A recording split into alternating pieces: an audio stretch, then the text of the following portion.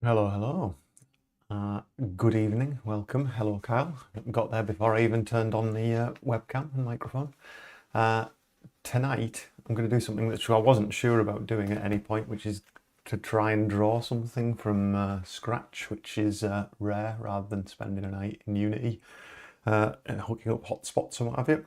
So my intention could go really badly, of course, because drawing anything, sometimes it can get an hour into doing it and it just looks a bit rubbish, so can't guarantee it's going to look great by the end of it, but we'll see how much I can get done.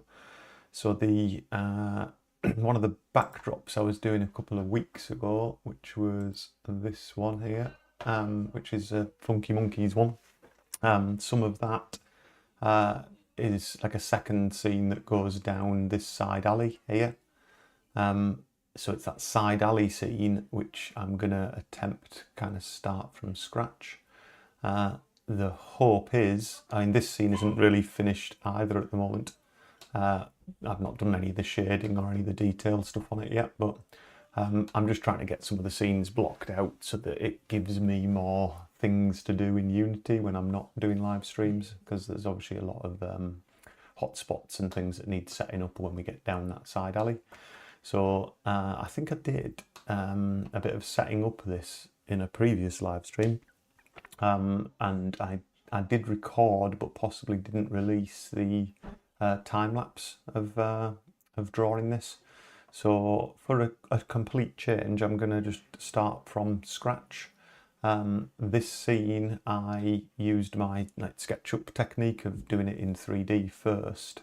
And then bringing it into here. So this one, if I hide everything, there's like a 3D layer here. If I just turn the opacity up, which is just a low res output from SketchUp, and that's to help me get the perspective and stuff correct. And I think I've talked about that before on live streams. I've certainly got a couple of time lapse ones that have started in 3D like that, especially when I'm doing like bigger scenes that have got outdoor buildings and things, just so that I kind of get my perspective right. So I'm going to be doing something like that. I'm going to load that SketchUp scene up and go around this side of it, and we'll see what we can do from there. So I will jump into SketchUp. I'll just check that's actually fitting on the screen. Yeah, looks like you can see that okay. This is the scene, so it is actually in 3D if I manipulate that. I'd kind of got the alleyway ready, and you can see from that kind of 3D scene there, I kind of chopped out the wall ready so that I could move the camera around here and set something up in the alleyway. There's a couple of bits and pieces that are kind of needed for it. If you've seen in that side view, I've got like the window that's in there. Oh, hang on, why is that? Oh, there we go. So that window is kind of above one of these bins, and I'm going to be trying to do that whole side-on scene. So the whole process from taking an export of this, like choosing an angle for it, it's kind of interesting, and then starting to kind of flesh that out. And I'm thinking what might be interesting is to have it from this kind of angle in the kind of puzzle chain that leads here. You're going to end up having to try and get up here on the roof with this ladder that needs to be brought down, and there might be a couple of other things to do with the bins. I haven't quite decided yet. It might be that we actually have a bin somewhere near here that you kind of get onto. I want to avoid, as always, doing loads of 2D pixel art animation of him climbing up on things, so potentially when you solve this scene I'll be doing like a little fade to black and then you turning up on the roof, but I'll worry about the amount of work in that later. But I think what would be good is if we have a scene where you can kind of see these skylights, so you get a little bit more information when you come around this side than you do from here. You can kind of see them sticking up in the sky there, but I think when we're around the other side, being able to actually see the light glowing out of them might be quite nice. And then there's going to be a final scene up here which is actually on the roof, where you're looking down inside here, and then we might have like a cityscape there or something. Again, giving myself more work to do. Oh, kicking something under the desk. Giving myself even more work to do, but I think that might be like a fun theme to do that, and give me a bit of a challenge with the pixel art side of things. So I'm basically going to choose a kind of angle for this that's still got some of the readable bits in it. So there's this kind of red brick wall here, this gate, which I think both appear in the pixel art. So there's this gate here, that red brick wall. I still need to do some work to tone some of this down, so I at least want to block out the shapes, the scale of stuff. So I'm probably going to go with something like that, maybe a little bit further out like that, so I can get a bit of the wall in, get them in, get the ladder in, just choose the kind of height that it wants to be, maybe something like that. I don't want to have to draw the car in the car park again from this angle, so we'll maybe just come around a little bit so you get the sense of the side gate, the alley, the roof. So that's kind of nice. So I'm going to take a scene camera here and just add a new scene so it saves this camera view. I'm just going to call that side alley, and then this will just save this very specific camera angle. So if I need to come back in here, I kind of know what I'm doing. Obviously this is meant to be like an alleyway, so I think I'm going to have quite a wide black board around this, so it's quite a small scene in the middle of the screen. I'm looking at it already, and maybe I need to shuffle that down a little bit so we've got a bit more sky, so maybe something a bit more like that. I've got a bit more sky in the frame. I'm going to make sure that ladder sits nicely on that thing. So yeah, let's just update that scene. Update, that just saves these camera positions over that scene. So I think that's fine. That's what I'm going to export. If I go to download PNG, it's obviously huge res there. I want to make it the same resolution as my Aespite file. Excuse me. So I've forgotten what size these are. Right, canvas size. 320 by 180 is my standard size. So we want to export Sketchup 320 by 180.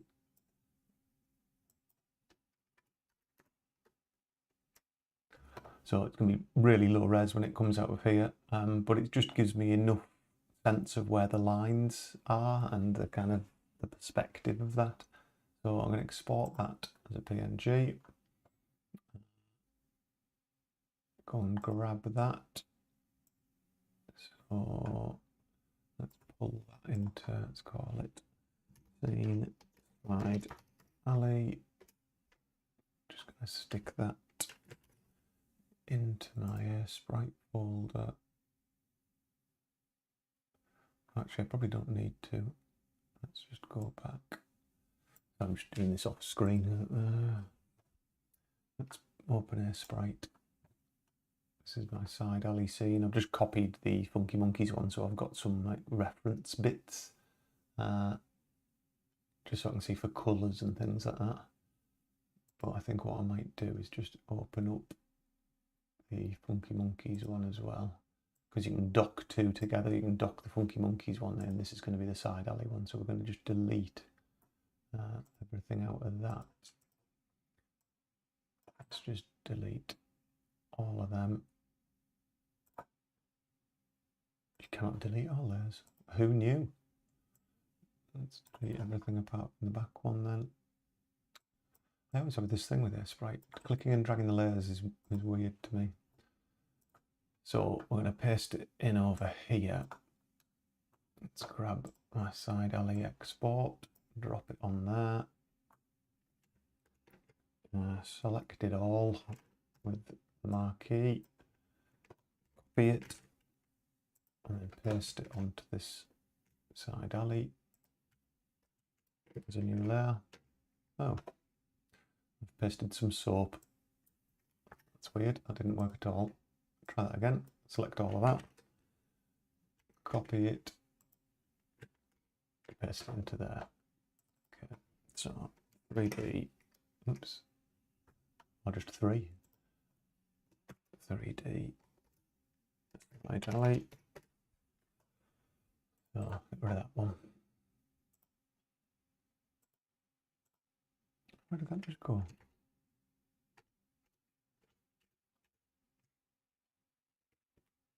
I have no idea what's going on.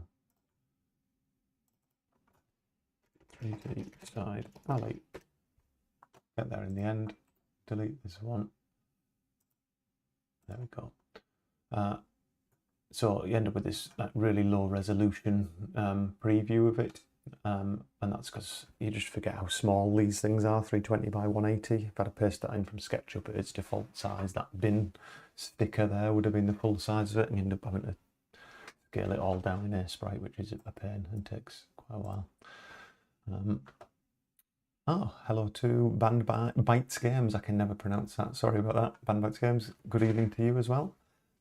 Welcome along again.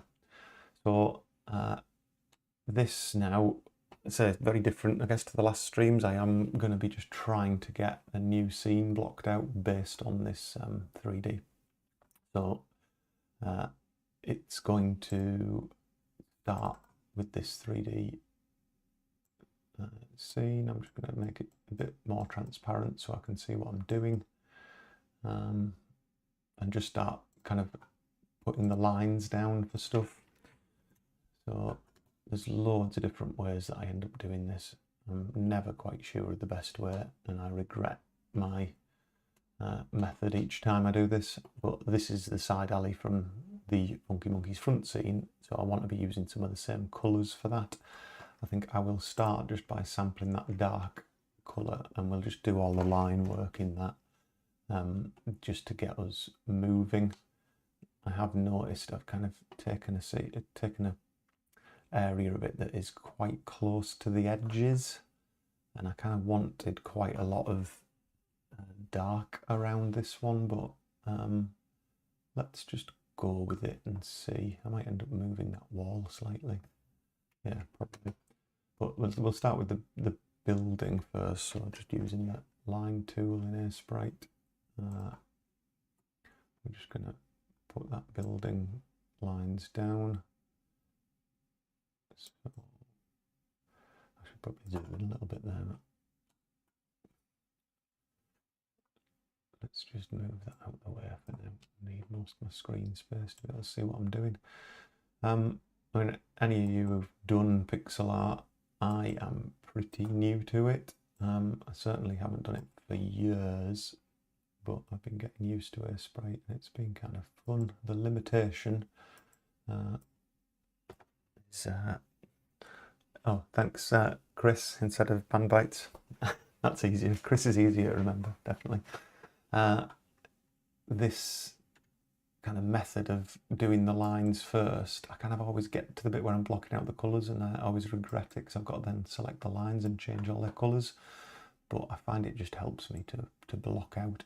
I'm going to have this this wall actually a little bit closer. I don't always follow the exact things that I got from the 3D. They're just to help me get the perspective, really.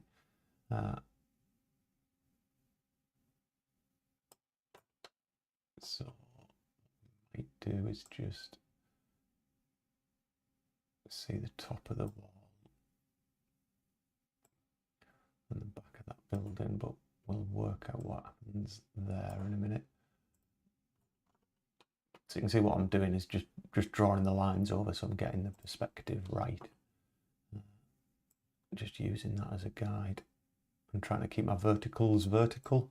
When I first started thinking about this game, I love the Tentacle and games like that. Like Sam and Max as well. The artwork in that, where it's really nothing's in the correct perspective. It's a really like loose cartoon perspective.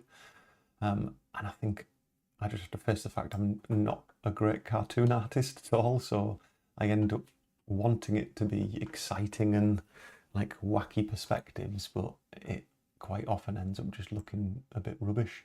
So I definitely don't have the skills to pull that off, I don't think. So I've ended up doing things like this where I can rely on like a perspective guide to make sure that my stuff looks right, I guess, doesn't look too weird, because the cartoon style, I just can't pull that off consistently enough, I don't think. Certainly when you have to have your characters and other things kind of match that style. So these are just rough for now, but just block them out. I might even move the ladder somewhere else as well, just so it's not clashing with that. But this is just the basic lines. Let's stick the window in as well, so I know roughly where that is.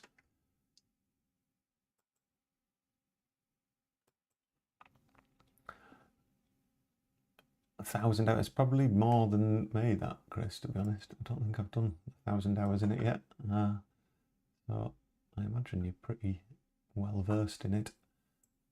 I still keep on realising little shortcuts and things, just still getting used to keyboard shortcuts. I've used like Photoshop and what was Adobe Flash for years. Did all of the hand-drawn stuff for my first point-and-click game, which was called Something Foul Afoot. It's on itch somewhere.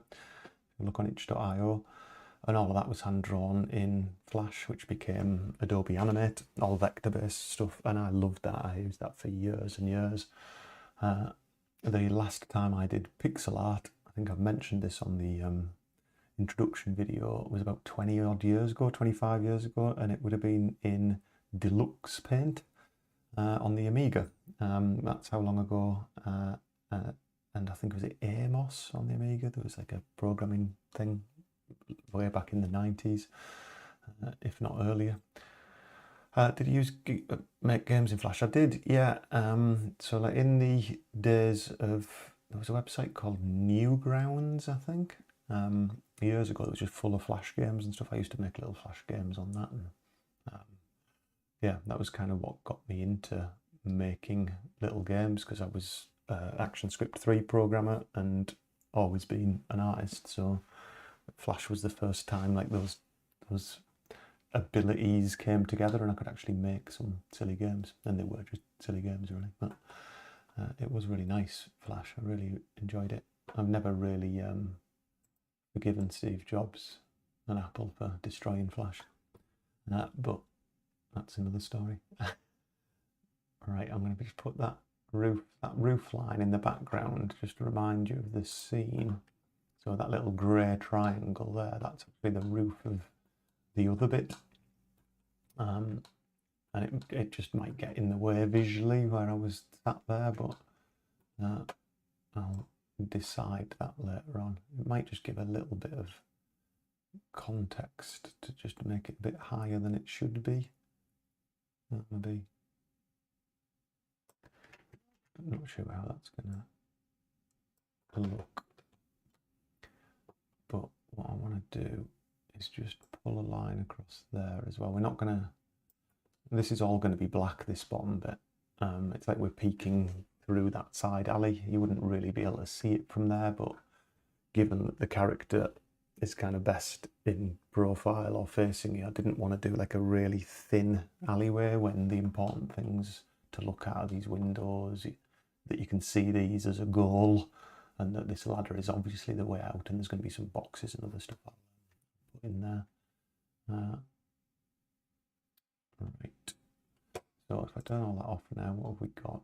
We just need the bins really, and that gate's going to be a bit of a pain.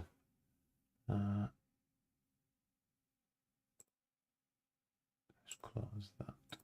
I'm going to sneeze. I'm going to mute my mic because I'm going to sneeze. Oh no, it's gone. It's gone. Possibly. Yeah, the gate, I drew it differently here. I drew it as like a corrugated gate. So I will probably do the same, and the angle that it's at, kind of coming towards the camera if you're in the gate. So again, really hard to read that. I'm going to create a new layer for it because it's going to be easier to do that. But what I might do is just, it would kind of be coming in. I think I might just do something like that. As long as it's got the same colours, we'll probably get away with it.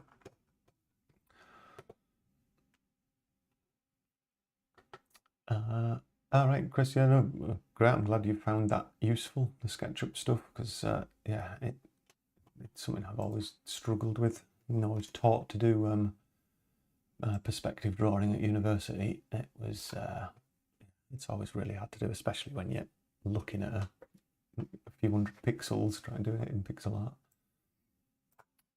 Yeah, I'm glad that's helped you as well. So let's get these bins drawn as well. Set a separate layout. I mean, to be honest, from the front, it looks like there's just one bin, but I think we'll do two. So let's just get a line again. Do you know, I don't even know what colour swatch I'm using. It's kind of like that dark blue for everything. As I said, I'll regret that at some point when I wish I'd done them all in the right colours for the object, but there's some nice tools in Aespite for removing colours of a certain hue, swapping them quite easily. And again, like I get hung up on like the little angles of these and making sure I'm not getting doubles, and sometimes like some of the messy pixels actually help with that retro feel. When you look back at some of the games, I think you remember them more crisp and detailed than they actually were. When you look at the quality of the line work in them, the early ones certainly, they're all pretty patchy. It's only when you get to things like Monkey Island 2, which was actually all hand painted and then scanned in, you get all that nice paint effects and much nicer lines. So we'll just quickly pop down some detail on these. Probably enough, I would have thought.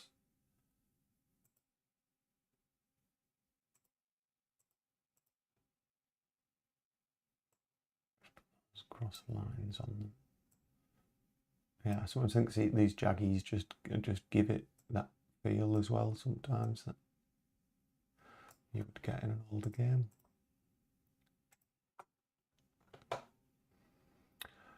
Hello there, Personal Hades. Yeah, welcome back. Glad you're able to make it along.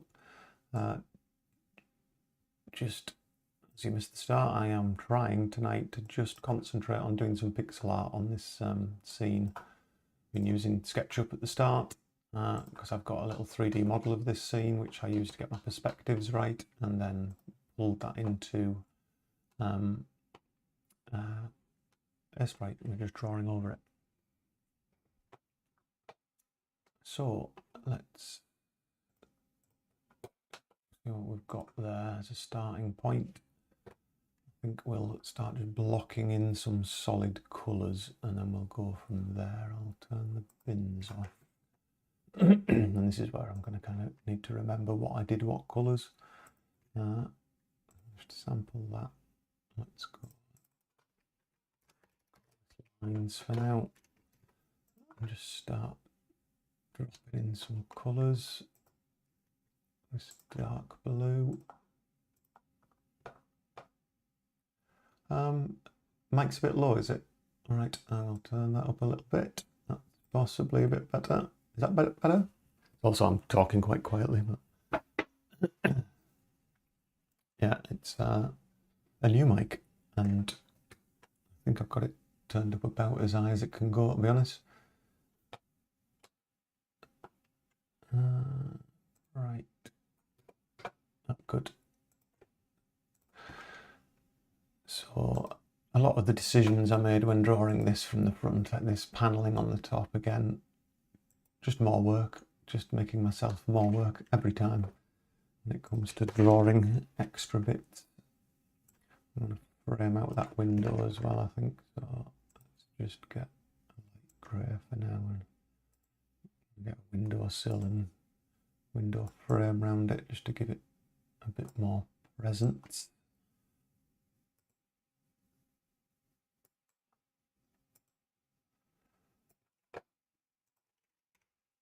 Do shading and stuff later on.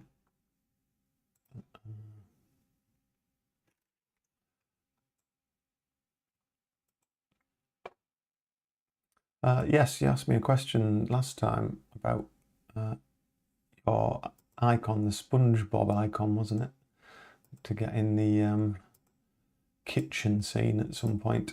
I haven't done much on the kitchen scene actually, and well, I started pulling some items in the other day, so I'll get that sponge in there. It's written down in my set of notes to add it. I think I wrote it down during the stream so it wouldn't get forgotten. But yeah, I will get that in there.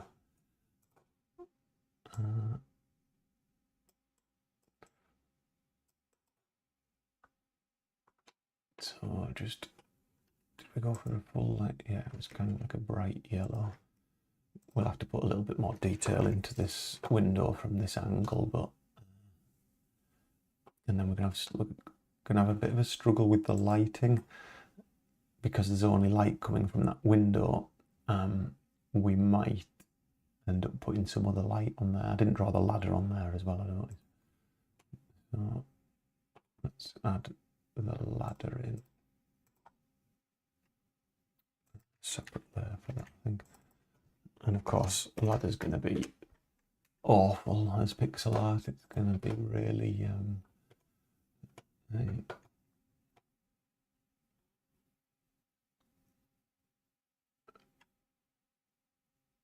right. I shall remember that as well. Some more information regarding, yeah. But thanks for the reminder. Yeah, I will. It is being copied and pasted into my like planning document, so it is in there. Why is that not getting bigger? Oh, it is. It's so dark, I can't see it. I'm gonna just use the line tool and pull that down there for now.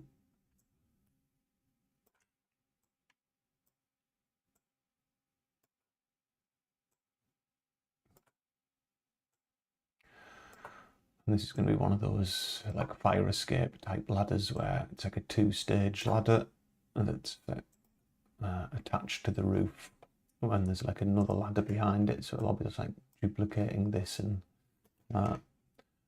having another ladder behind it, which is darker probably. So we just maybe do adjustments, make this contrast. Just turn that one down a bit. That one behind that one. Yeah, just for some detail of that other ladder, might offset it. We'll just, as we start to add some more detail in, we'll do that. So this is the brick wall at the end. I'm gonna, shall I do that one separately? No, I won't. So I'm not keen on the colour of that actually, it's just, it looks crazy bright, but I didn't actually get round to finishing the artwork for that one, because I've picked a really kind of really red colour for that. That's going to be a bit bright, I think. I want the top of it to be brighter because that's where moonlight or whatever will be coming from. This is where I start to regret my line choice colours.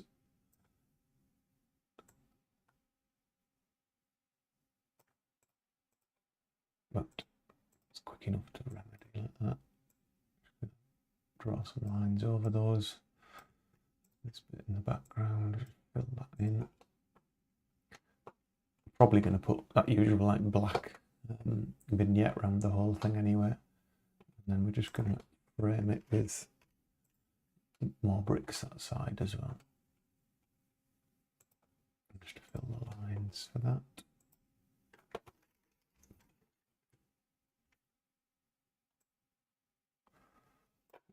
think I said on the other stream as well, I've got to the point where there's some bits and pieces now that are like complete spoilers, so I'm trying not to do any of them on the stream, but as I go along I'll end up starting to run out of things that I can do without any spoilers. So just select. You might be about to hear dogs barking. We'll see. Replace this colour with the dark green. That's the really handy tool in Aespite. If you've done all your line work in a colour that isn't helpful to the thing that you're about to flesh out, then yeah, just replace colour, and you click and hold on that and choose the colour you want to replace, and then click and hold and just replace all of that. So the bins are in a more helpful colour now. Actually, it's going to be tricky to get the colouring right in this alley. I can see what's going to happen. It's all going to feel a bit too bright to begin with, and then I'm going to end up having to do what I'm about to do here, which is select some colours that are off my palette just to get the darkness right, because I'm going to want it to be fairly moody and dark. But again, there's some nice tools for like brightness and contrast and changing the shade of things, so I imagine we'll get away with it and be able to do it. Plan for the game, I don't really know yet, Chris, to be honest. I might release it on Steam, I might just put it on itch. It'll probably come down more to how long it takes me to actually get it finished, you know what I mean? The process of, I've only ever done one game on Steam before. Polycity Stories Act 1 is on Steam, and that was a lockdown game, started during COVID. Never really got it finished during COVID. Took a long time, but I'm really proud of what I managed to get done there. I have got the whole of the rest of the other 2 acts ready to do. I started quite a bit of Act 2, but then life, work and everything else got in the way. The world started again after COVID, and like many COVID lockdown projects, it kind of just didn't ever really get finished. But it was on Steam, and it was the first time I'd kind of gone through that process, which took a while. If any of you have done that, the Steam process is a bit of a pain. There's a lot of stuff to do, especially if you're in the UK. I'm not sure if you guys are UK or elsewhere. There's like tax information and stuff you've got to put in, so earnings can be taxed, because we've got to pay tax in the UK. So there was a lot of things to do that like were totally not game dev things, and took a while. And then there's all of the art for the at the page, the store page, and so many different variants of that art and stuff to do. If you go and have a look at Polycity Stories, I mean, there must be like 6 or 7 different bits of art you've got to do for your cover page and things. So it's a lot of extra work, but there is a nice achievement of seeing something you've made, I think, on Steam, even if it doesn't make any money. Polycity certainly doesn't make me any money. I think over the whole time it's been on there, I might have made £100 or something. Certainly, I didn't do it to make money. I did it because I wanted to actually get a game out. But this is the thing. I think I'm not doing this for a living. I'm doing it as a hobby. I'd love to do it for a living, but you've really got to think carefully about that. You can spend so much time making something incredible and it earn a couple £100. It's as much to do with the marketing of that, the building a kind of community on Discord. I mean, people like yourselves who come along to live streams, actually building up a group of people who are interested in playing the game in the first place, so that by the time you decide to put it on Steam, you can maybe get a few thousand wish lists beforehand, which is, I think, the recommendation, because ultimately your wish list conversion rate's less than 50%, I think people say these days. So even if you've got 1,000 wish lists, you'll be lucky if 500 of those people actually go ahead and buy it. So yeah, I might just pop it out on itch, but I'll see how I feel about it as it grows, and there's obviously a lot to do. Whilst there is quite a lot done, I'm trying to really set expectations. I think in the very first live stream, I kind of said this is going to be a really short game. The story's not long at all. I'm kind of just wanting to be able to achieve that thing of getting the game done and being really proud of what's done. So I've learnt my lesson from things like Polycity stories, things like Something Foul Afoot. Both of those ended up being only the first act that I got finished because it just became such a big project that I couldn't, with full-time job, do all of that as well. So it's definitely going to be a short game, and that could even be just a couple of hours long. I'd be quite happy if it was just a couple of hours long. It's not like a vast story. It's a pretty funny but like silly thing. It's certainly not a big epic adventure, but yeah, we'll see what happens with it. Where are you all from? Actually, it's a good question. Are you UK, US, elsewhere in the world? Just drop it in the chat. It'd be good to know where you're all from, and also what if you're working on games of your own. It'd be good to know to share with other people who are on there as well.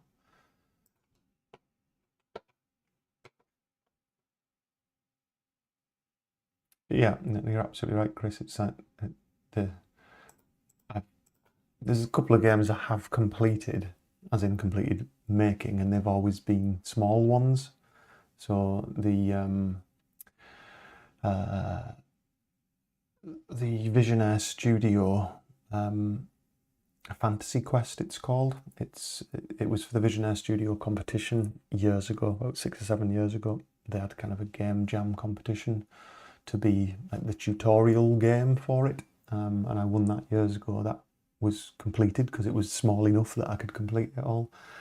I made a VR game, which is on the MetaQuest store, again with a scope that was achievable on my own. But I really wanted to, again, it was more like I just wanted to make a VR game. I wanted to have something I'd made in VR that was fun. So yeah, small scope is the way to go, because Polycity and Something Foul Afoot were not small scopes and they took an awful lot of time. Right, I can carry on with this. I mean, I hope you still find this interesting. I know some of you might maybe be more interested in the Unity side of things, adventure creator side of ththings, but I just thought for a change, I'd said on a stream a while ago, I'd maybe spend a stream doing some pixel art, because that ultimately is one of the passions in this, is the art. This is where I get my perspective completely wrong. I'm just looking at this bottom line and having to, and also like, these bricks might end up being massive. I mean, they're getting bigger as they go down, but let's just undo a couple of them.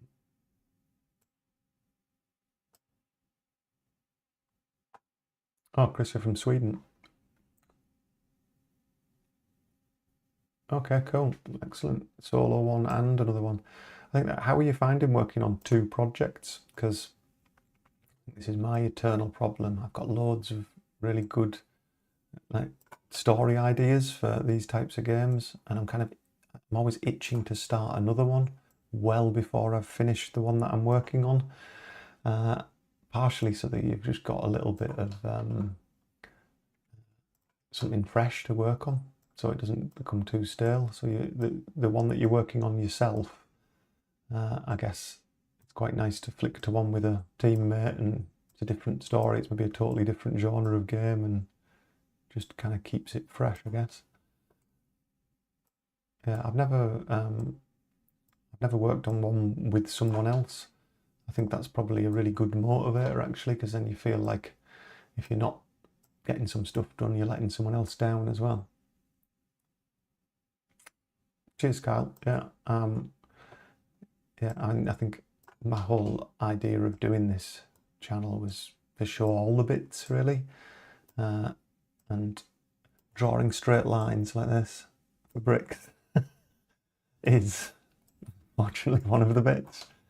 And I know I could copy and paste some things, but I think some of it would look copied and pasted. I like some of these inaccuracies that you sometimes get. I think it just adds to the charm of the hand-drawn stuff. And also, I'm not going to go right up to the edge with all of this. There's going to be a big black vignette around this to make this alley feel a bit darker, more foreboding. I don't need to worry too much about them.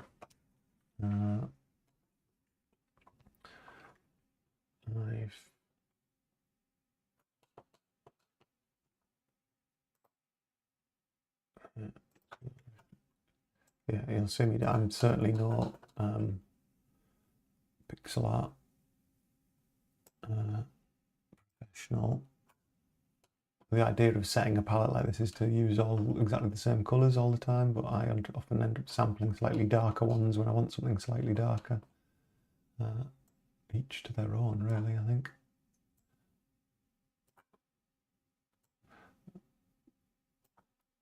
I sometimes look at other people's pixel art and some of it's just absolutely incredible, but also just general drawing style. I think I've had over the years like imposter syndrome. You look at other art. I've got that point and click adventure, the Bitmap Brothers book, which I think I've mentioned before on the stream.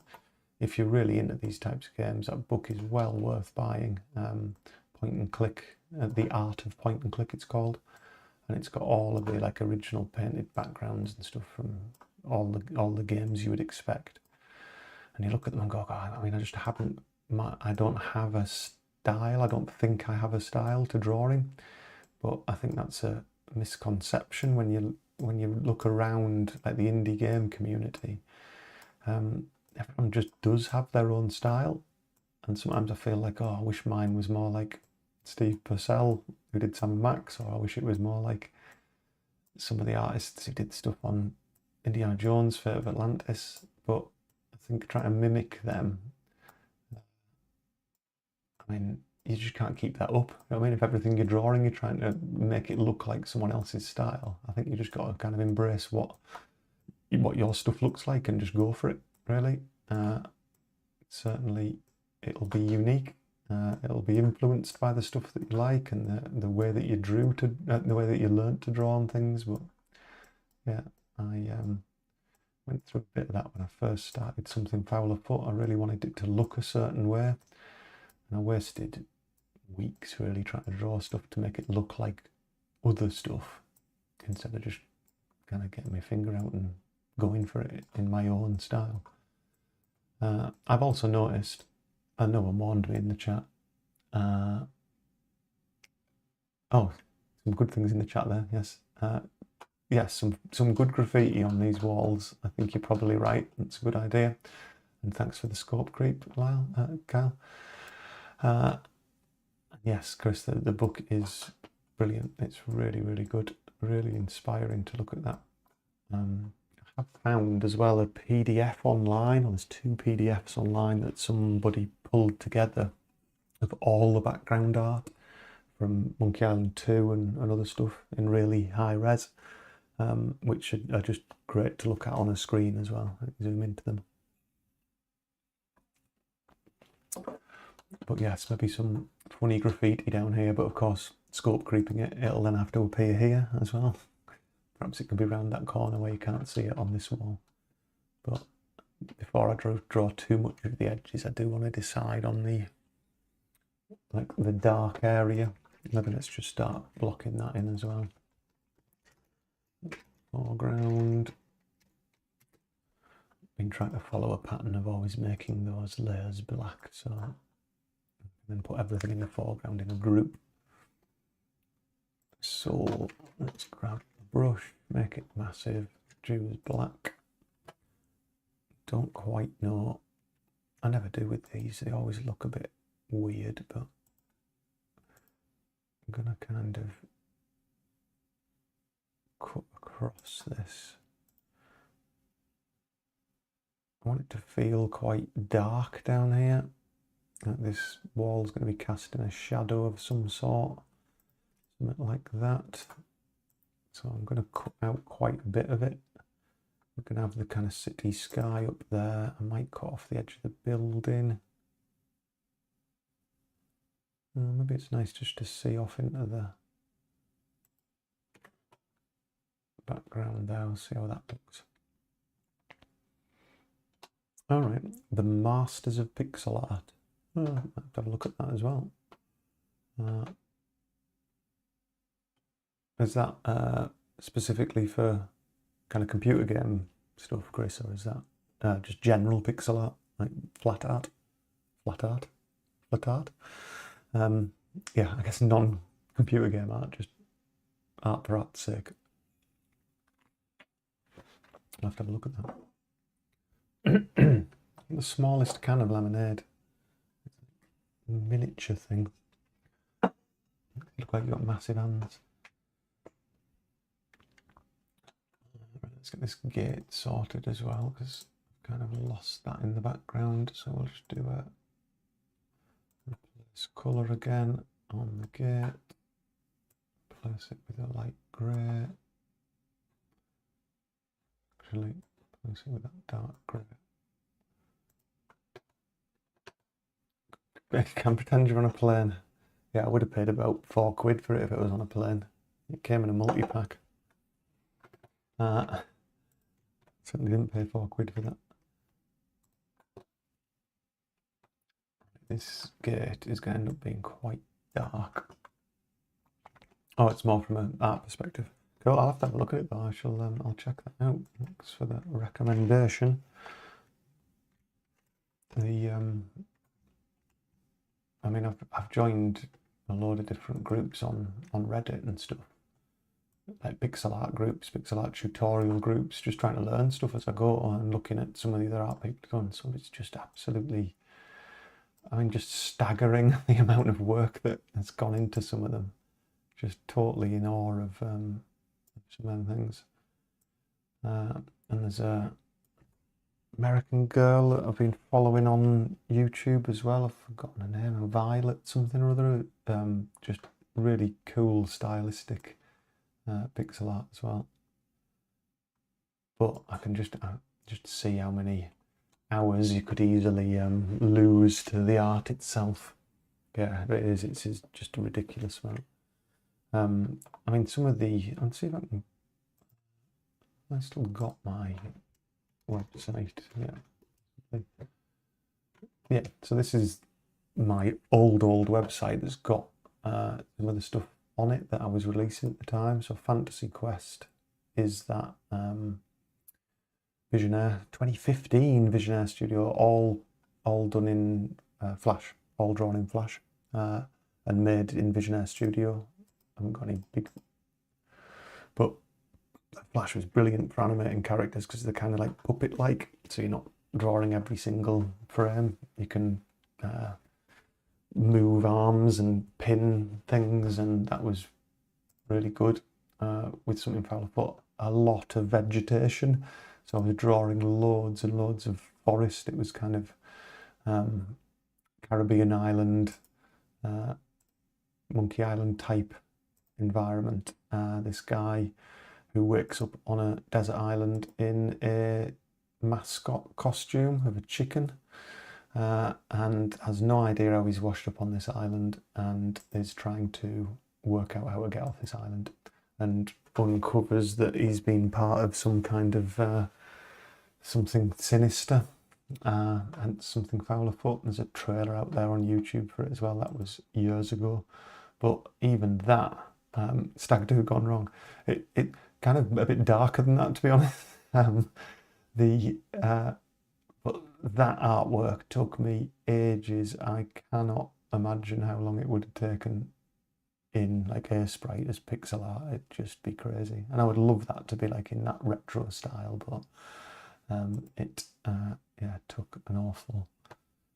Oh, have you, Chris? Have you seen some of the stuff before? Oh, that's cool. That's I mean, Visionaire, I used that for ages and it was fantastic. And the guys who make Visionaire, they were really helpful, and so I entered that competition, won that. They sent me all the Deponia games that were made with it, sent me a really nice letter to thank me for doing that. I think the Fantasy Quest, you can download it with all the development files, so you can actually download the Visionaire Studio development file for Fantasy Quest, because that was part of the agreement, was anyone who submitted this would let people pick it apart, so you can do that. And Visionaire was fantastic. To answer your question, Chris, the thing that made me change was Something Foul Afoot.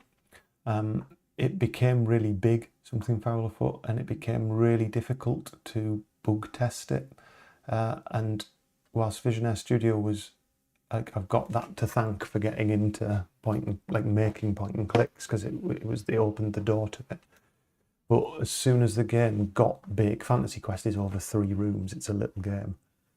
I started to just absolutely dread finding a bug, because at the time Visionaire didn't have an easy way for me to do the things I needed to do, and I was asking a lot of the Visionaire developers. I was regularly sending in requests saying, oh, could you have a thing that let you do this, let you do that? And they were great and did a lot of that things. But when I decided I wanted to make a decent sized game, which was Polycity Stories, I just started looking at some other things, and that's when I saw Adventure Creator. And by this point, I'd been using Unity for years at work, basically. So I was really confident with Unity. I understood how long it took to draw all the Something Foul Afoot stuff, which I think, just go to, I think it's on itch.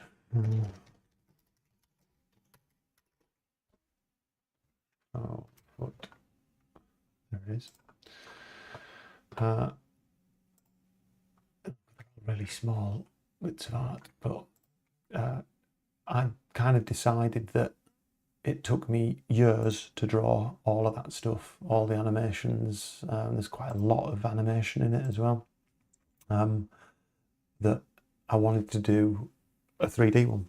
And I'd started playing with some of the Cinti Studios packs, and it was all thinking about scope again. It was like COVID happened, and it was how can I start making a game where it's not going to take me 2 years to do all the art for it? And started seeing the Cinti packs and thought, actually I could pull these together and then concentrate on really good puzzles and using those assets to make a really cool style for that. So that was then, I'm going to use Unity. And then Adventure Creator, I saw that because I just started looking into how do you make a point and click adventure game in Unity, and is there any tools to speed that up? Because I started coding my own, and I'm not a brilliant programmer at all, so I looked for something quick, and Adventure Creator was fantastic. As soon as I started using it, it was like, oh god, just in that side panel you get, and it might be different now actually. I think this is something I probably, is unfair to talk about Visionaire Studio in a way where I've not used it for years. But this side panel here in Adventure Creator, just the variables section alone, having these presets for variables, so you can set up a preset, which is effectively every variable in the game at a particular point in time in your story, and save that, and then call it up by just clicking one thing.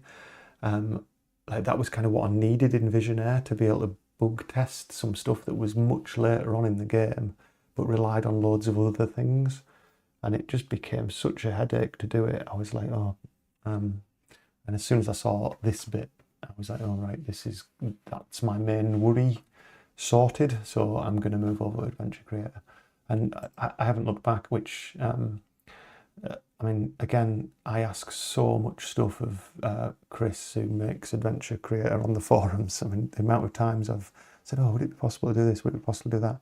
And 2 weeks ago, I think I was saying something on this stream about something on the action list editors. And I just asked the other day on the Adventure Creator forum, oh, like, here's my wish list. And jokingly, it was my birthday last week. I said, it's my birthday. Even if some of these sneak in. And then the latest version of Adventure Creator has got 2 of the things I asked for, which is fantastic. Which has solved a couple of headaches I have with Adventure Creator, with the action list editor. Oh, someone else new on the channel. Hello there, Val. Found your channel through searching through AC tutorials. No problem at all. I'm glad they've been useful to you. So my life in adventure games started with Visionaire, and my YouTube channel, before I renamed it to Adventure Game Dev, was mostly mountain bike videos, some snowboarding and stuff, and the Visionaire, me making something foul afoot, and then the Fantasy Quest for Visionaire, that I started making Visionaire tutorials, and they've had, I was like blown away, like thousands of views. I didn't even look, and then when I decided I wanted to do this Adventure Game Dev for this new game, I kind of realised just how many thousands of people had looked at the Visionaire studio tutorials, and then felt really bad because I realised people had sent messages 4 years ago saying thank you very much, and I never responded to them. So sorry if any of those people you. It's terrible for me. Right, I meant to be finishing this pixel art, but I must admit, enjoying answering questions if people have got any other ones.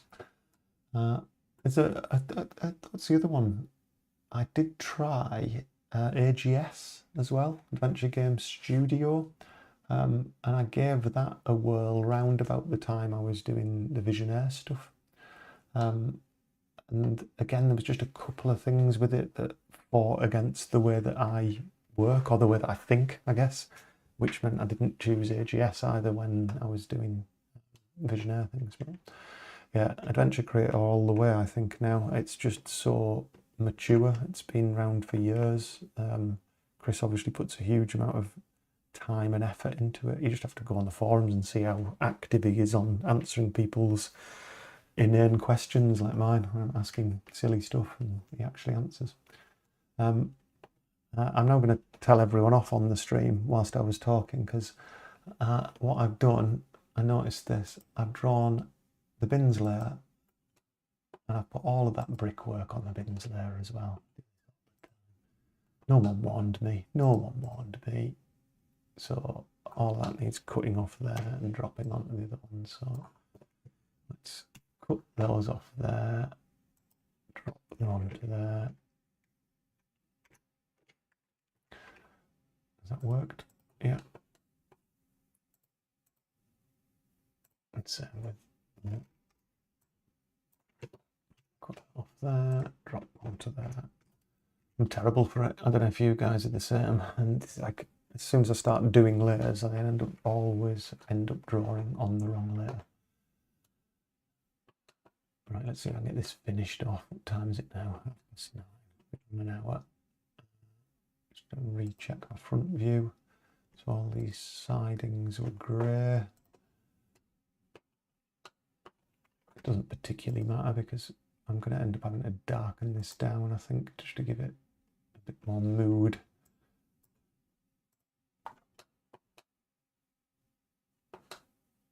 And I've got that crazy purple sky that I kind of want, and I definitely want to do more work on this. It's not finished, as I keep saying.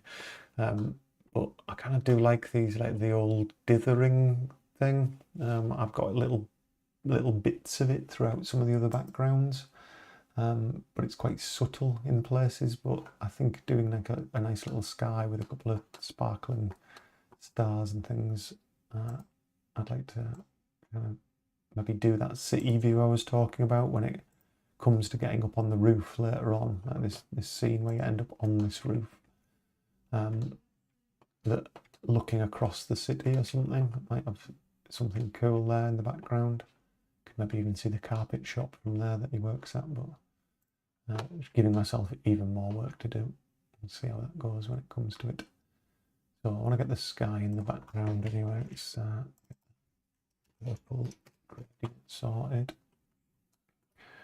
I think did it go before from dark to light? So I've got that as the starting colour and that as the ending colour.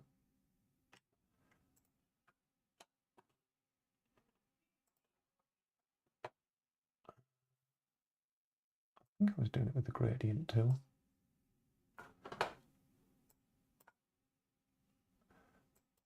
That's what I don't understand about Aespite's gradient tool. I think what I need to do is just box off an area first. Grab that. Then use the gradient tool.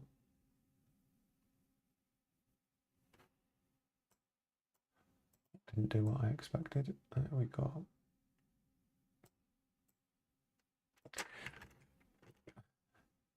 This puzzles me.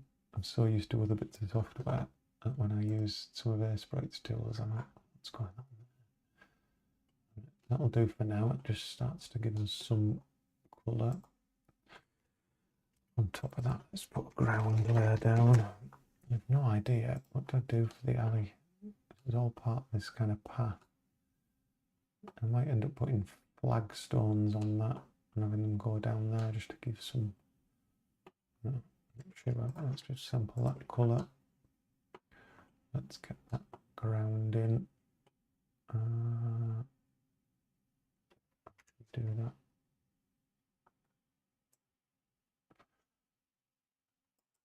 Just stick it roughly.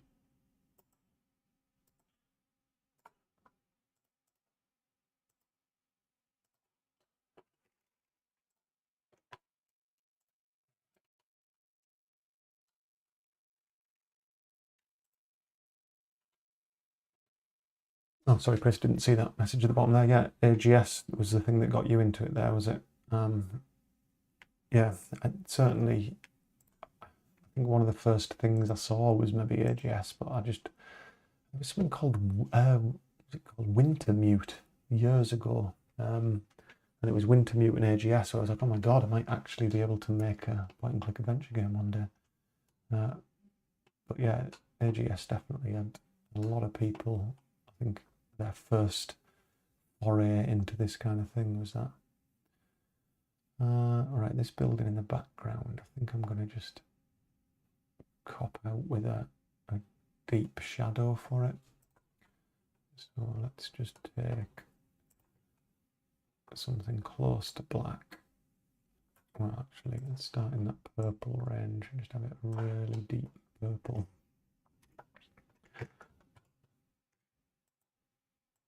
Let's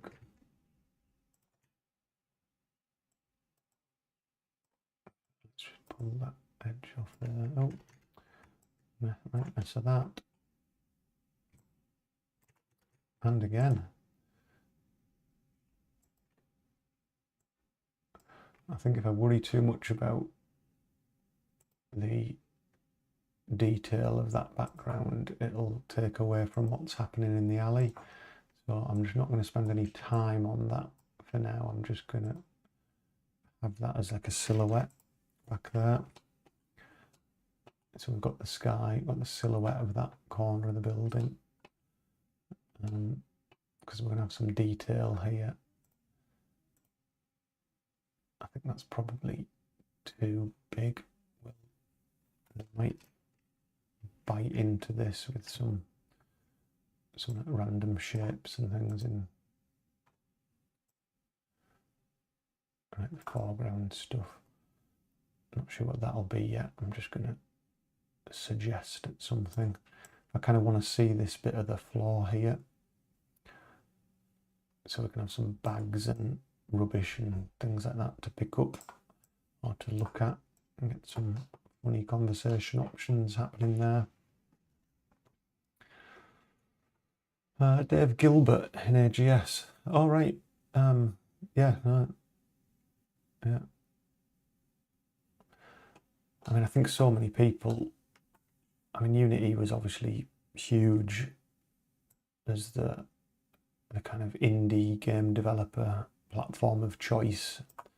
And then when Adventure Creator came out, I think so many people were like, oh, this is great. I can now realise my dream of doing it, because people like me were already kind of used to Unity. So yeah, it was definitely instrumental for a lot of people. Right, so what we need to do is just get rid of some of these lines we've got. Tending not to line things. I have realised in some of the artwork I've still got lines around things that need sorting out.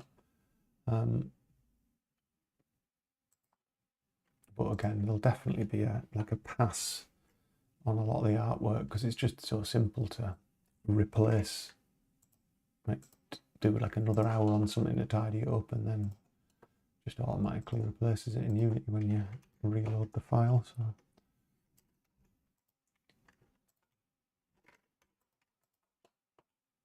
So just looking at some of that.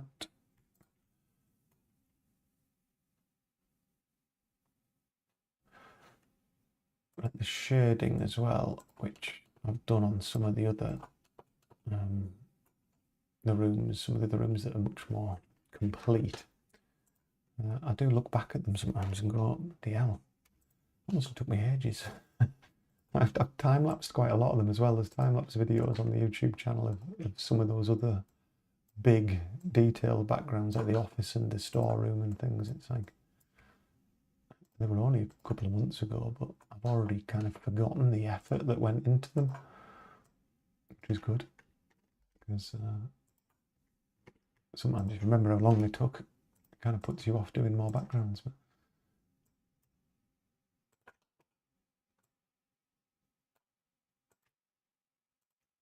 so this stuff is just messy at the moment.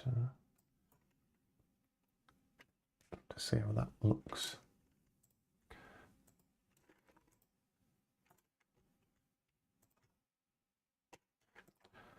Shortcut keys all around.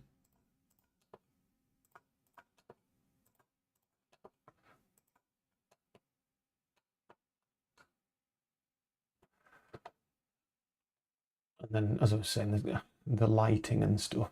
I do some of the lighting in Unity, but I do like to try and get some pixel drawn lights.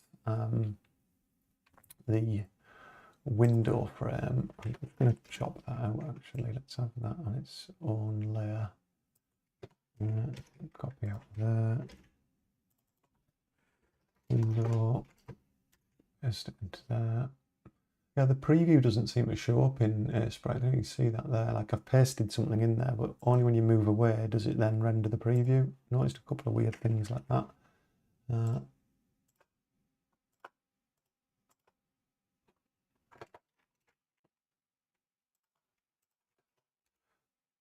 I mean, some of these things that I do in Aespite are probably really bad habits that aren't ideal, but I sometimes sometimes regret a method about a day later when I'm doing something like this.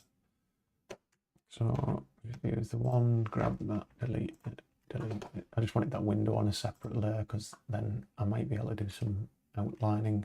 I like having things on separate layers where I know I might need to darken it, so using like adjustments here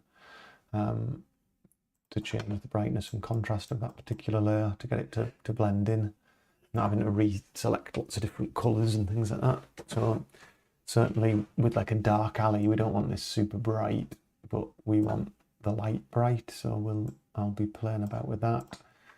Same reason why I've got the bins separate, because they obviously look a bit too bright at the moment. So we'll be kind of dialing them back a bit, maybe even kind of changing the contrast of them a bit. So I'll be feeling all that out as we go. But what I was going to do is just light beams.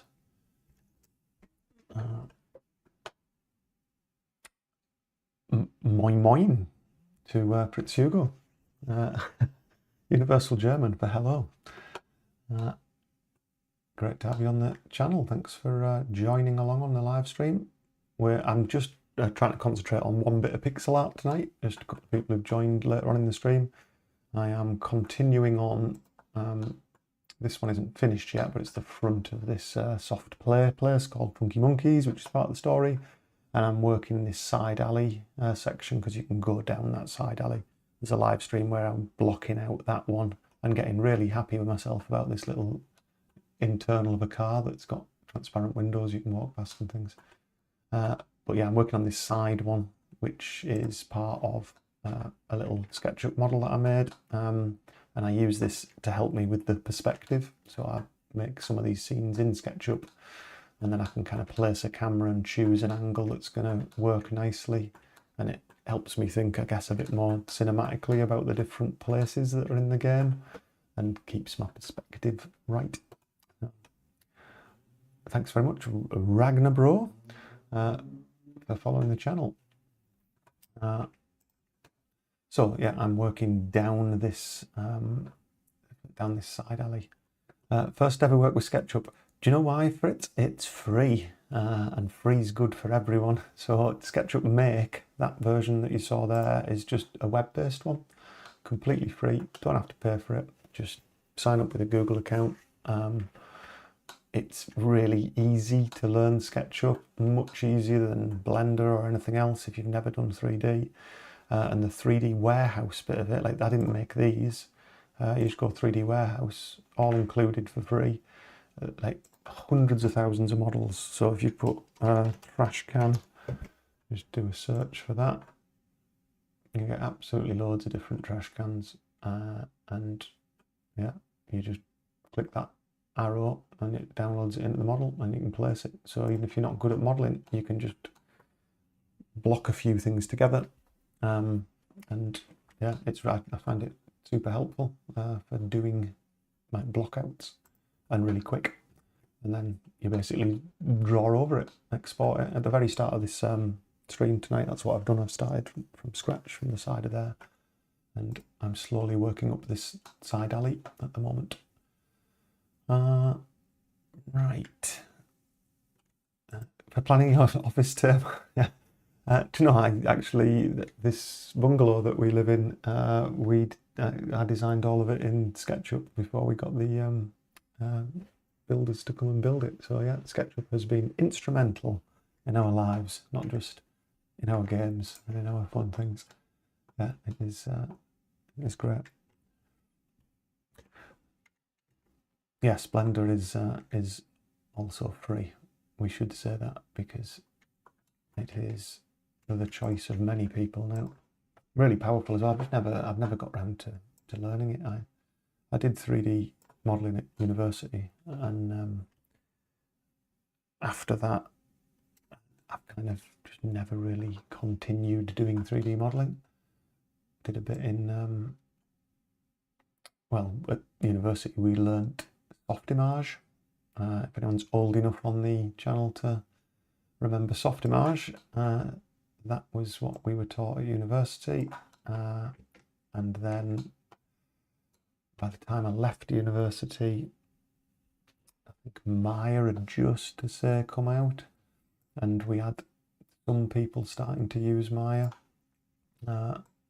Some of that was kind of bleeding into university at the time, but it was Softimage for the most of the period that I was there. All I'm doing here is probably making a bit of a mess of lighting this. I'm not really gonna focus too much on lighting this scene here. I do some of that stuff in Unity. I do some of it here just because I like a little bit of pixel light in it. But we'll see how it goes. Just suggesting some highlighted edges.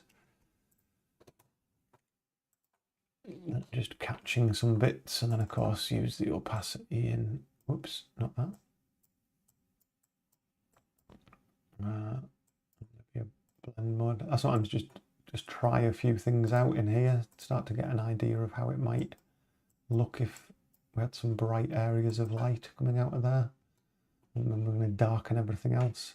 Definitely need to get these little roof skylights in as well with a bit of light in them. So let's do this separately actually. Skylights up there. So Fritz Hugo, your last office table. So did you actually build like physical like desk as well, I guess? Did you go on to build it out of wood? Are you sat at it now? That would be interesting to know if it turned into a real desk.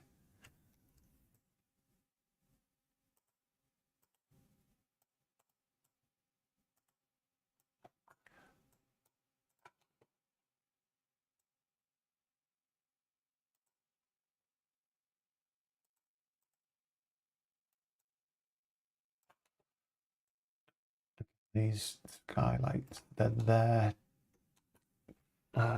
so that when you mouse over these things, this is nighttime. Set a little bit of this bit. Nighttime comes along. This place is meant to be locked up, but he's beginning to think that there is something sinister happening in here.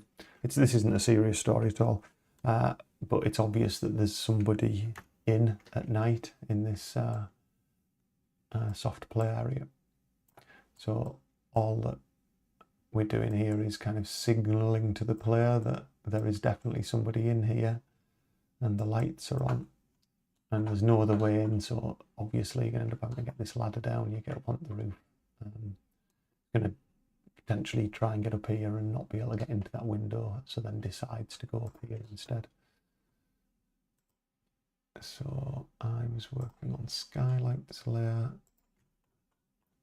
These should be getting darker and more purple as we get up to the roof, I think. And for the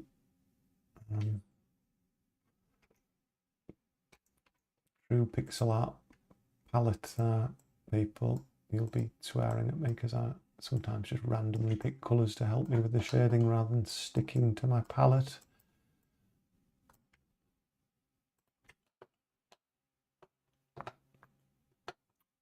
Table was made years ago. Yeah, Sketchup is great for real world precision things when you're actually making something or planning something like a house.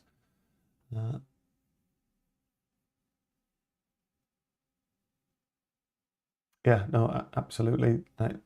Being able to do stuff in 3D and then screen grab them from that perspective, yeah, that's really why, certainly scenes like this, that I blocked them out in SketchUp, because I knew I wanted a car park, like arrival scene with the front door and the intercom, and I knew there was going to be like signalling again to the player that there's an alley you can go into. So yeah, just being able to swing this camera around and then you've got the perspective right for everything else. Really, really helpful. Yeah, I even contemplated. I'm not good at it at all. I sometimes like a challenge, like model making. I don't know if you've seen the game. I think it was Adventure Creator made as well, called Harold Halibut, which was all like physical models, which is incredible amount of work, like stop frame animation with physical kind of clay and like textiles and all kinds of stuff. And I was like, oh, that's really cool. And as I was saying earlier on this stream, I've got another game idea that I desperately want to start doing, but I'm so bad at not finishing a project before I start thinking of the next one. So I'm doing everything in my power to not start this other game, which is going to involve some level of physical models that I'll be making. But that's a long way off. And I give anyone who's on the channel at the moment permission to shout at me. If you ever come on this channel and I'm working on a different game, then shout.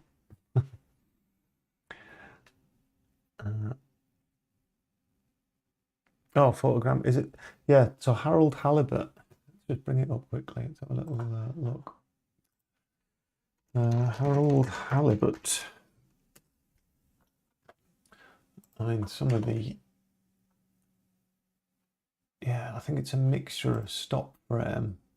Definitely, like, I think actual physical clay, the character. But then you look at some of the scenes. Let's just open that as an image. Like, some of it is just photo montage stuff. This is rendered 3D, but the character, I think, was photographed. I haven't played it, I must admit. I didn't read particularly good reviews about it, which is a real shame, but I do want to get around to playing it at some point. Certainly, have a look at the trailer of it. It just looks beautiful. It's obviously a labour of love for the people who made it. But yeah, an awful lot of work. But I really do like the look of something that's physical. And yeah, I've had a thought about something that I do anyway that means I've got quite a few models and things that I would got an idea for a game that might involve that. Yeah. Yeah. No, I absolutely hear you there, Fritz. Yeah, end up with loads of different game ideas. And it's that daring to start. You're absolutely right. And there's other people on the channel as well who are at that first bit of planning a game and they just haven't, like, almost dared to start. And all I can recommend is start. The starting's the first hard step. But I hear you on the technology as well. Just before you joined the channel, joined the stream actually, Fritz, we were talking about Visionaire Studio, AGS, and other editors and things for making games. And yeah, I was kind of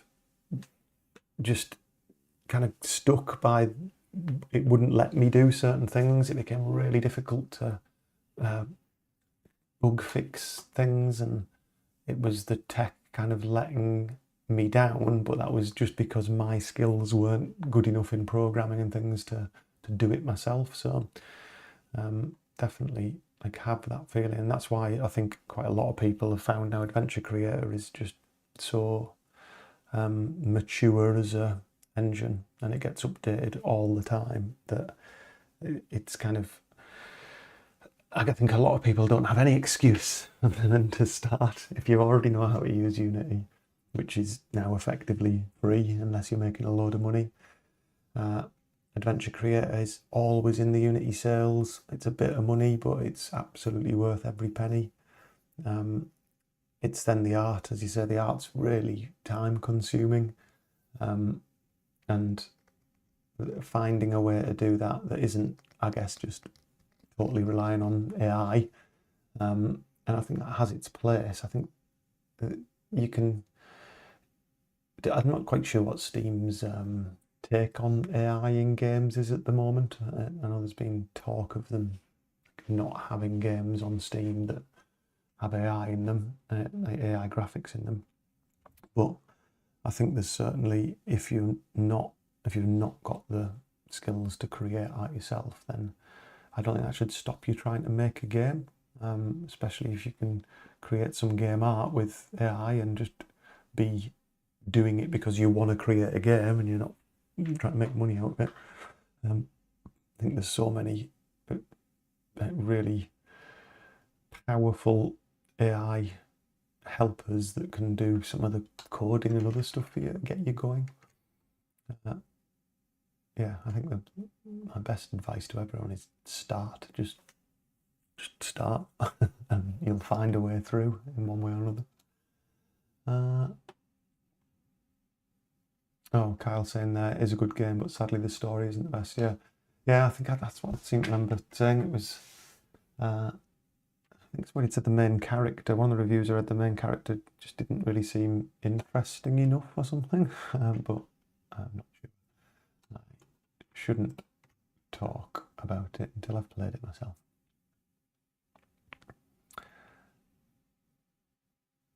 All right,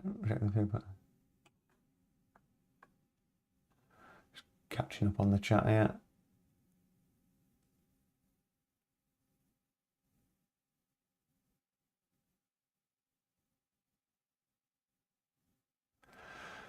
Yeah, Visionaire. Yeah, quite right for it. So I did a lot of work with Visionaire. A lot of the, like, say the demo game Fantasy Quest. I made that as part of a competition for Visionaire and used Visionaire for years, and I think paid the same thing, €125 when I first bought it.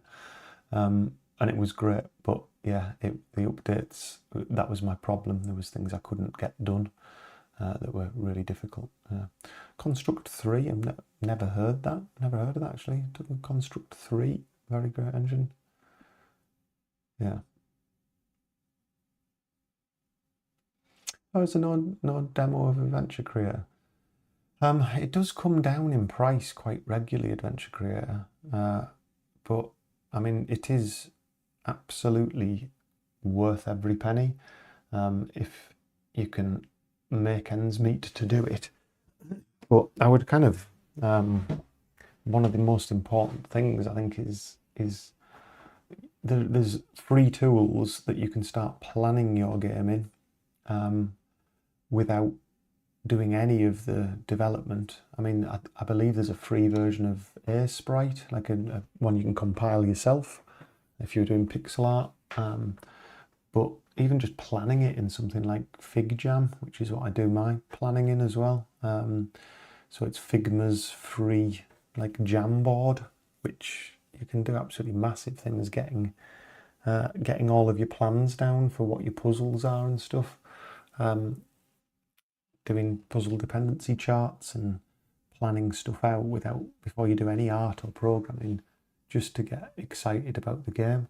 And I think it's worthwhile as well, like trying to get as much of that plan down before you start, because I guess in the past I've definitely been victim to that, where I haven't got much of the story down in my head and I just start drawing and I start making backgrounds and then I start getting them into well, Visionaire at the time, and that can sometimes go badly wrong, and you get to a point where you're just trying to cram story in that doesn't really make much sense because you've gone too far and feel like you can't bin it. So yeah, put some time into that planning before you dive in. Right, that's starting to get blocked out. Still don't know what all these black foreground things are yet. Might do something exciting with that in a bit. Let's just get some of the other elements of that down. So we're going to take a darker one of that. Just start lining out these things. I mean, what I might do, and this is definitely a copy and paste job, isn't it? I'm just trying to think 3 steps ahead of copy and pasting all of that. Let's do these lines on a separate layer. Let's see how. So that lines, let's just do a couple of them. Actually, we're getting smaller when we go that way, bigger. That's the perspective, we're getting smaller. So let's just do a bit of overlap, top and bottom.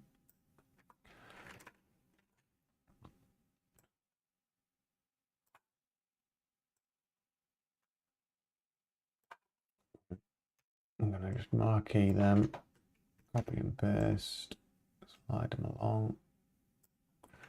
Escape, marquee them, copy and paste, move them along. Escape, marquee them, copy and paste, move them along.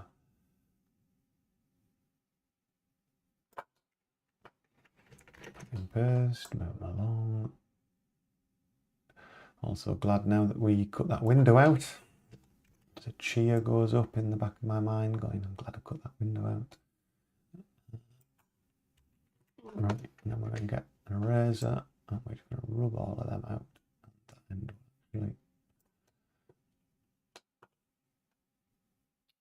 then, oh, we'll try something fancy. We'll use the magic wand tool and we'll sample, no we won't. We'll go onto that layer, we'll sample that blue, and then we'll go up to the metal lines and use that sample to cut all the bottom lines off. And then do the same thing again, sample that dark grey, and then move back to the metal lines and cut all them ones off. There you go, just saved ourselves about 5 minutes drawing lots of straight lines on there. Handy. This down the bottom is annoying me because that line shouldn't be blue. So we'll do that long way. You know what's going to happen.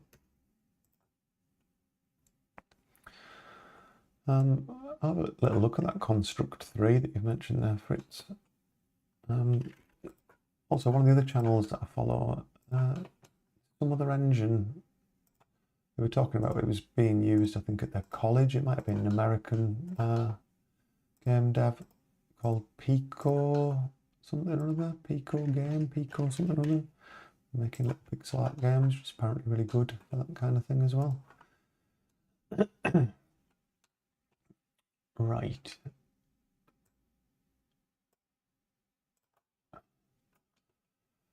So it's always at this point when I start fiddling with little details, but we want to just cut out a couple of bits of this. So we've got the gate separate.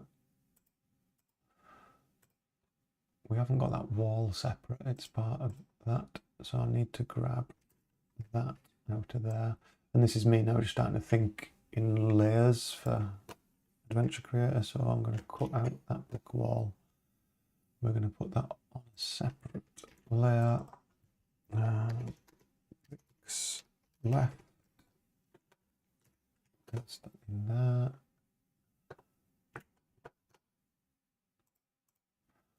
That needs to go in front of the gate. Oh, what have I done there? Oh, it's because I grabbed a bit of that as well.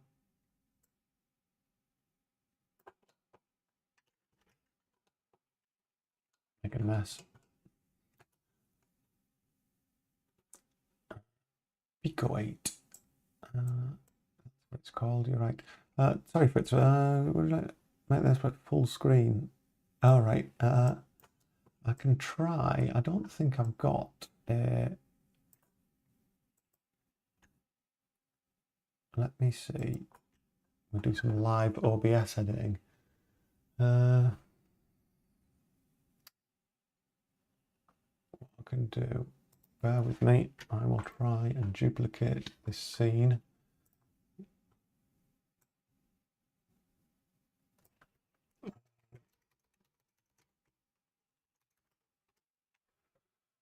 Right, if this all goes weird, then everyone can blame for it. What I'll try and do is take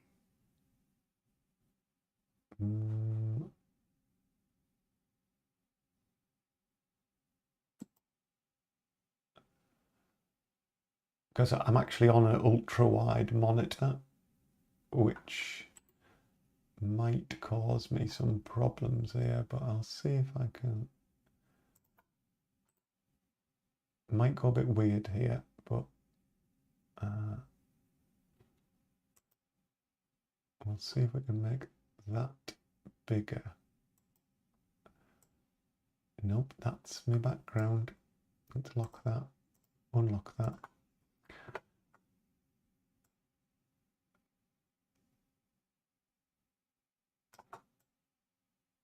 I'm looking up here because I've got another monitor up here. That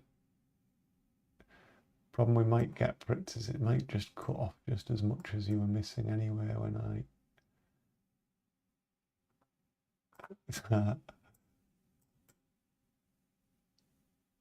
I don't know if that's any better. I'm cutting a bit of the bottom off there now.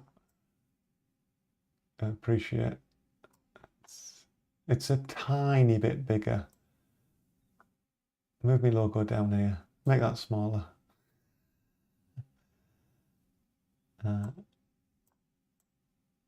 just rearranging my stream for Hugo there. You still all have to subscribe. I've got you to leave the please subscribe button there. I'll turn it off there for now. There you go. That's about as big as I can get it, where it's fitting on my... I'm on an ultra wide, I'm using portion of it, and then you're all in the right hand portion of my ultra wide. But yeah, that's definitely slightly bigger. So hopefully that's handy. Yeah, so I was starting to cut these. Yeah, ultra wide is good, but I found again, because of not many people have ultra wides, and when you're testing something in Unity and you want it to definitely be 1920 by 1080, I ended up buying the monitor I was looking up there, which is just a kind of pretty bog standard AOC, pretty cheap, nice colours, just 1920 by 1080 monitor, because I was just, the ultra wide was too difficult to check things on when I was doing Polycity stories. So I've now ended up with this setup. I'll do it. I keep meaning to do a devlog at some point and actually show you this room and the other stuff that's that side of it. But this is now my setup, where one of them's right up here. It's got all my OBS stuff on it, and then I work on the ultra wide down here. But yeah, it is handy having a completely separate monitor, as good as the ultra wide is. It's actually my second ultra wide. I do like them generally for doing development. Right, we've got the bricks there, we've got the gate there, and we've got the foreground. So my usual way of sorting these out now, you will have probably seen on stream before, all the stuff that's going to be in front of the character, stuff that the character can never walk in front of, which is going to be this brick wall, that gate, and all of these black shadows, basically. They all end up going in this foreground layer, so I tend to select them all, make a new group. I know that's going slightly off the screen there. But yeah, new group, I'm clicking on there to put them all in a group, and I tend to make that foreground group, make its label black, and then I always remember that they're all the dark foreground things. The foreground goes in there, close that up, and that just means that when I export all the foreground items that sit in front, I can just select that whole folder, and I've now started getting in the habit actually of putting everything else in its own group, so then I can just export the background lot, because otherwise I end up turning on and off loads of different things. Yeah, no, I agree with you there. For it's two separate monitors is handy. You can break things up into two different places.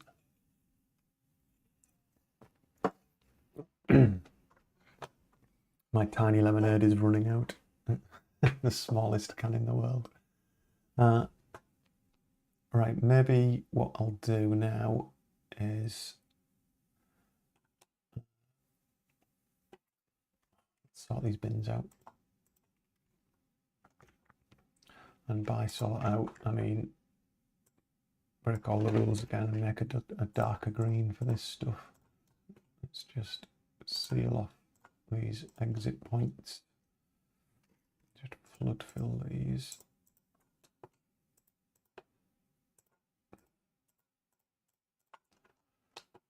Just again, because they're in shadow, these side bits, so, and I'm stopping it from doing that when I mean flood fill. It's because these gaps will just let the paint flow all the way down there. That's how I think of it. I come from an era where it was deluxe paint on an Amiga, and it was called flood fill, when it like would flood paint around like that. Have you any idea why last dev streamer shows Unity Adventure Creator the only one I can find? Not one in Germany. I don't know. I find that really surprising, to be honest. I know Visionaire Studio because it was a German guy who was making it. Was really popular in Germany, but I'm not sure with Adventure Creator. It is, as I say, I'm not paid by Chris at Icebox Games. I don't know him personally at all. I've just for years, like really promoted how good it is. I don't receive any money or a free copy of it or anything. It is just incredibly powerful. It can do so much, and it's quite quick to learn. So I'm not quite sure if it's why it hasn't really. Not many streamers are using it in their game dev. I mean, it is definitely designed for adventure games, but I'm pretty sure actually on their web page, there are other games that are not necessarily point and click adventure games, I think, that have been made with it. Yeah, Harold Harrelbut was made with it. Yeah, I thought it was.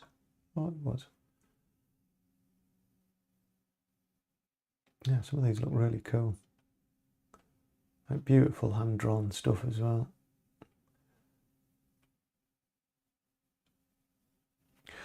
But I have thought about like other game genres, just how powerful. Okay, I like that. Like the style of that. Just how powerful Adventure Creator is for someone who isn't a programmer. Oh yes, good shout there. Remote line, Kyle. Point and click devlog. Yeah, I've been following his stuff. I'm one of his Patreon and people as well, because it was just all credit to him. He quit his job and did it full time. Yeah, the Biggle Boss incident. Yeah, it's great. I mean, I would love to actually have a chat with him sometime and maybe even do a live stream or an interview or whatever, because I find his journey fascinating. He came at this wanting to make a point and click adventure game and I don't think he even knew how to use Unity at all. So it's the whole process, like learn to use Unity. I think he found a guy who does Adventure Creator and Unity tutorials, and he basically learned from scratch on his devlog over like 3 years or something.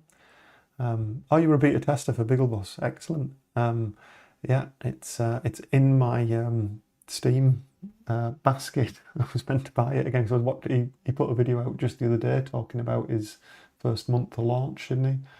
And I felt ultimately guilty again that I'd supported him on Patreon, followed his channel, been watching all his videos and still hadn't got around to buying it.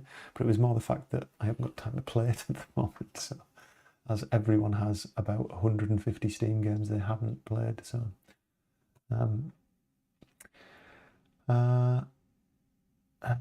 Fitz, do you think it's good to use for a point and click based language learning game?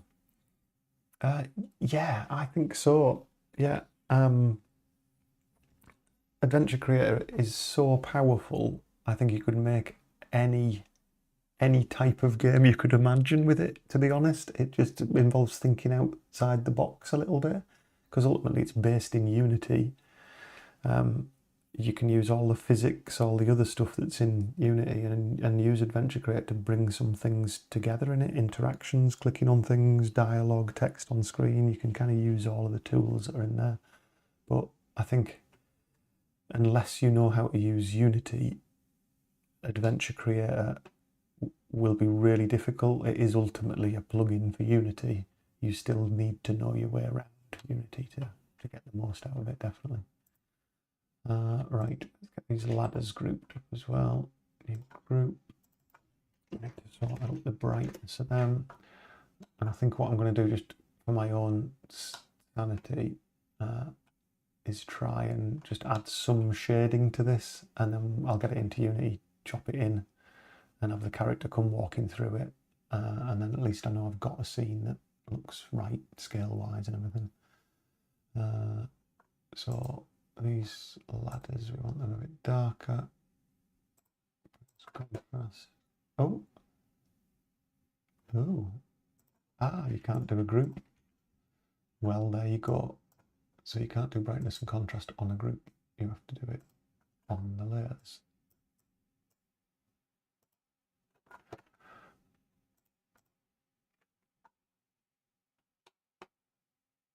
Yeah, I can see these are going to get kind of messy. Got a feeling. Copy that ladder down. Contrast.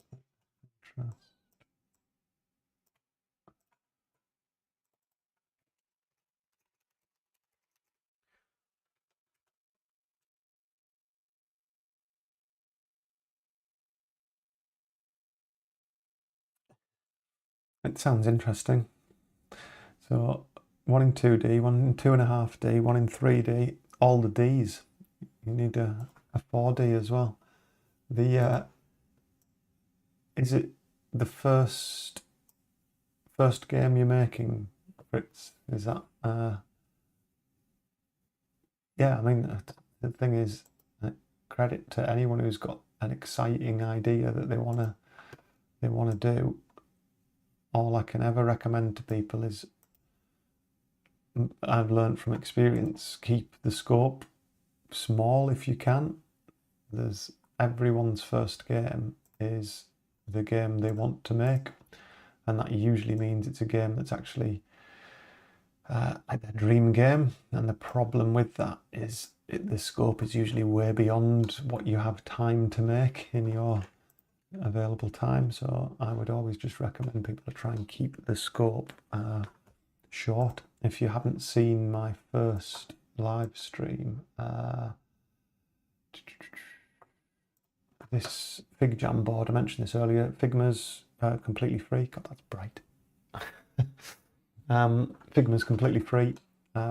It's basically like a flowchart tool. You can just drag out boxes, type things into them. It automatically joins things to other things. Really, really handy, really quick to like plan out a game. I talked about this in my very first live stream. Is this is it? Like I'm setting myself a scope that I know is achievable for me. So if you've been watching any of the things, I've drawn the main shop floor, I've drawn the office, I've drawn the kitchen, I've drawn the storeroom. There's this other spoiler room, which I'm not revealing. There's then the exterior of the soft play, which is this Funky Monkeys. The side alley we're working on tonight. Then there's a rooftop, there's inside, and there's a reception area as well. So this is the complete scope of the game. It's a really short story. It's a game that won't take people long to play, but it's going to take me a long time to make. But I want to finish it, and that's the key thing. It's like from start to finish. The whole idea of this channel is I will stick at this and show you from starting from nothing that you can get to the end of a game if you set a scope that's achievable. And this was me kind of working that out. It was like Clive, Tyler, there's a customer, there's a couple of others, again spoilers, that just need talk animations, no move animations. I need to make 20 items. There was me just blocking out the main story arcs here, the main puzzle arcs and stuff, little bits of script, so that I've kind of got it all down in one place. And I can't recommend that enough. It can always change, and it regularly does. I kind of sat just 2 days ago and thought, oh, that'd be funny actually, let me change that puzzle, let me move that thing around. But get it all planned out in something free and set a scope where like you kind of know that these backgrounds are going to take maybe 10 hours of work if you're doing pixel art, maybe more. So you just add them up and it's like, my God, this is months worth of drawing just to get to there. So try and set something that you know you're going to be able to achieve, because it's disheartening when you've got that dream game that you want to make, but you just haven't got the capacity to finish it. It's really soul destroying if you've got your dream game and you just can't quite achieve it. Build something small first. Where's that line coming from? Is that? Oh, it's from that layer. Let's just delete that. I don't know what I'm going to do with these foreground bits yet, but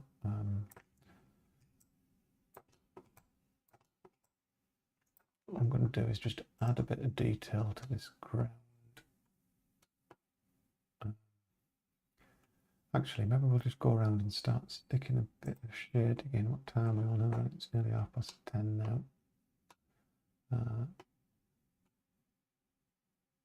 Let's go to the lines, just clear that up.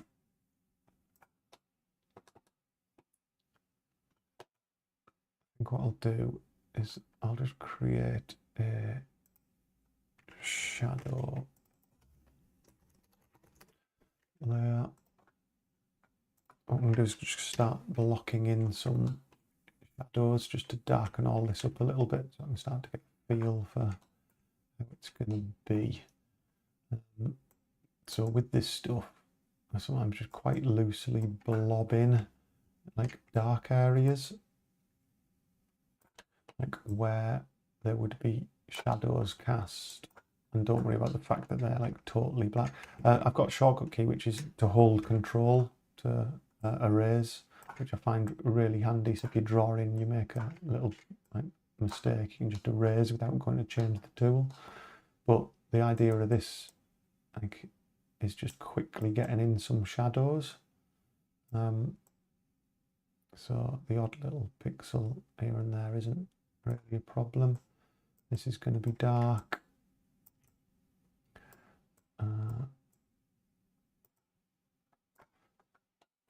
So I'm just putting in stuff.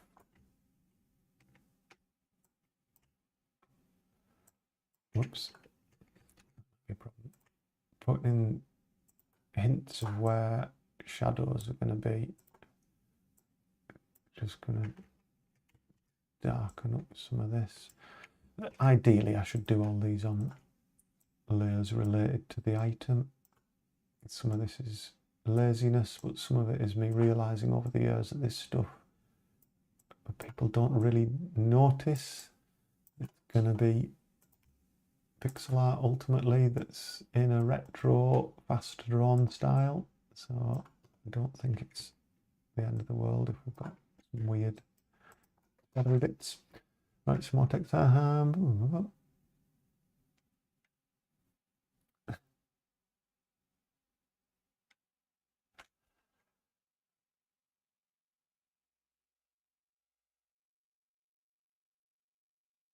All right, well, I mean, like, good luck with it. But absolutely, if you've got time to work on that and it's modular, like you say, so you can work on separate bits, and that's like great. It's the ideal, really, to be able to have some fresh stuff as well. I was saying that at the start of the stream. It's my personal problem with like always coming up with other ideas of other games. Is I kind of like something fresh to work on sometimes that hasn't. If you get a little bit of burnout on one game, being able to move on to another game is nice, but I appreciate it means you never really get anything finished, which is my problem, especially when you've got a busy full-time job as well. But yeah, if you've got the opportunity to work on it, then that's great. So a couple of other things I think about where shadows might be. There's obviously some light coming from above, which might be the moon or something. So we're dropping shadows under the edges of things. We've already got some shadow in that window there. But we're going to have something sticking out there at some point. Definitely want to darken that under the window. Under the lip of the bin. So these are all going on one layer called shadow, and then I'm going to pull the opacity of this layer back and maybe even put a blending mode on it as well, but we'll see. Just throw in some shadows under those lips. So like, you know, those bins have got that line is like a little lip. I'm holding shift there as well. I've got just the brush tool on, which is freehand. But if you hold shift, it snaps it to a straight line. So just whiz along there quickly. This area by the gate is definitely going to be in shadow. I'm going to have to bring this above the foreground layer actually. So if the light was catching that, the whole back of this gate would really be in shadow, but we're going to do something like that, just for dramatic effect.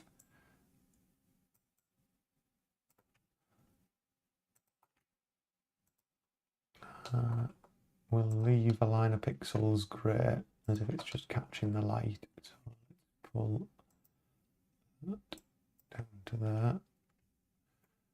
My eraser's too big.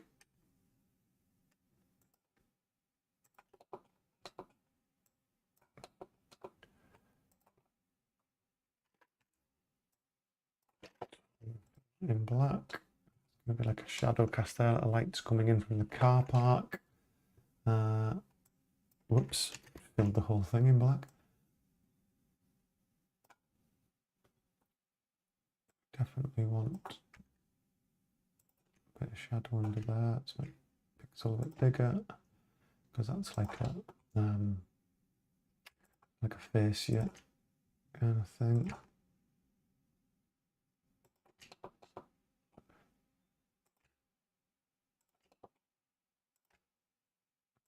And I'll be doing this at the front of the building as well, because I haven't really done any shading on the front of the building at all. I just wanted to show you a little bit of that process here that I usually go through.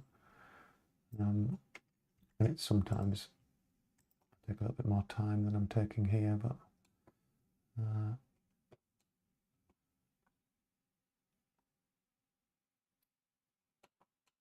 I've got multiple light sources going on, but I mean it looks a bit crazy at the moment, but once I pull back the opacity of some of these things, it'll look a bit better.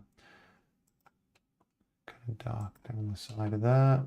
And we're going to have bags, boxes and other things in this corner that I'll need to go through and do this with again, but this will at least give us a starting point.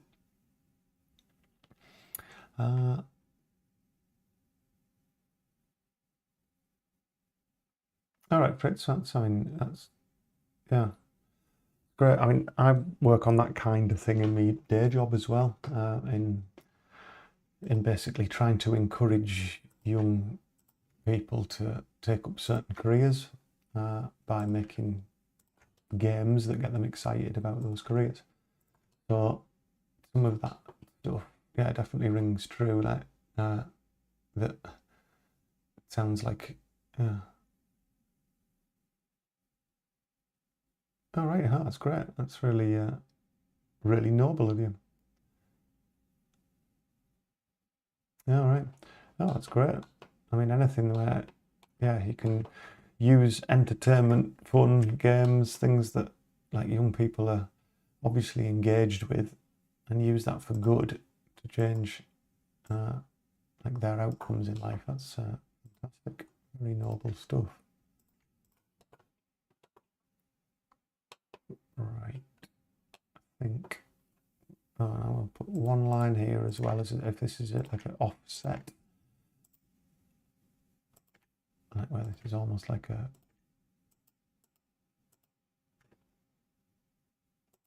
I don't know what you call it, like a skirting board almost. So it's the dark blue is like plaster, and then the other bit's like another layer underneath. That back slightly so it would cast a shadow down like that. Put a bit of shadow down in the corner. Maybe a little shadow there, just to line that out a bit. There's a lot going on with that ladder where I think all this stuff would be darker, but I'm not quite sure how to show that yet. I've been kind of putting off this scene, as you do, because it's going to be like a complicated one, but as I said earlier on, without being a hypocrite, you just sometimes need to just get started on the things that you know you're not going to find easy. So yeah, I'm going to take that shadow layer. You can kind of see it there. I mean, if you look at the bins, I think it's where that's going to make a big difference. And then just take the opacity of that and just start pulling that back to a point where the shading kind of feels right. It might be that we've got to cut some of these into different bits. We can try one of the blending modes. I'm going to sneeze. I said this earlier and didn't sneeze. No, I'm not going to sneeze. Like some of the blend modes here, some of them are more useful than others, but a lot of the time they can just make a little difference about how it affects the colour. So yeah, we can see like in the corner and stuff, you've just got a little bit of, I mean, you can continue painting in that mode now. And sometimes you can just use it to just add a little bit of detail like this. I'll end up doing that. You'll see things like the office. If I just open up the office, I'm proud of the office one. That's got like little corners and things that are a bit dirty, and turn all the items on. There's like little bits of detail, little bits of extra shadow and shade and stuff where I've spent a little bit more time. Oh, I've added that since the last live stream as well, so you can now see out of the office into the shop and see all the carpet samples there. And then if you go to the shop floor, which can't find, open shop floor, you can now see the staff only bit of that. So yeah, so there's a lot more detail and shade. Like you can see the shading here, like there's shadows on stuff, shadows on the wall of the carpet rolls. I've spent a bit more time working this one up, but yeah, I think by just getting in some of this detail, it can sometimes just be, I mean, to be honest, sometimes just be a bit more inspiring next time you come back to it. You kind of look at it and go, oh yeah, it's starting to look good, that. I'm starting to enjoy adding that detail in. So yeah, sometimes it's self-preservation, making sure next time you load it up, you're inspired to continue on with it. So just spraying some more shade around here, maybe some up the wall as well to darken that up.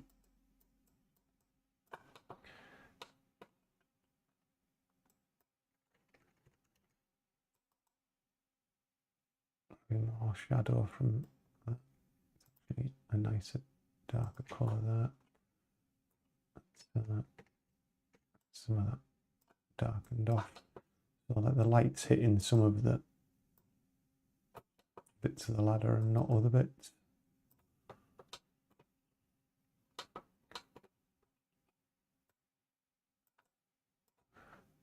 And of course, I will regret this later when I have this ladder come down, and then I'll need to start thinking about all of these shadows need to be part of the same layer. But yeah, you can see the difference there. If I toggle the shadow on and off, just around the ladder, around the bins, around the windowsill, it just adds a bit of depth to the whole thing. I mean, I'd be kind of tempted to see these, the metal lines that I copied and pasted. We could take them, duplicate the whole thing, and alt and drag to duplicate, and then offset them so it's kind of double thick, and then take that one and just take the opacity down, and you see then you just get that little shadow next to it. You could then, depending on how you want the light to feel, I mean, it's kind of in the wrong place here, but you could equally do on the other side that was lighter. So you copy it again. This maybe won't look right for this scene. Move it to the other side of the paneling and have this as a bright one. I'll make the left one the bright one. So this one, we'll maybe do which way around? Exclusion. So that's a bright side and a dark side of that paneling, which will kind of give it a 3D effect as well. Again, just quick way to give you a bit more definition to that particular part of it. Right, it is after 10:30. I'm just reading your messages there, Fritz. Oh, well, good on you. One of those people who sit, drink beer and complain and don't do anything about it. Yeah, well, that's good on you, because if there was more people like that in the world would be a better place, wouldn't it?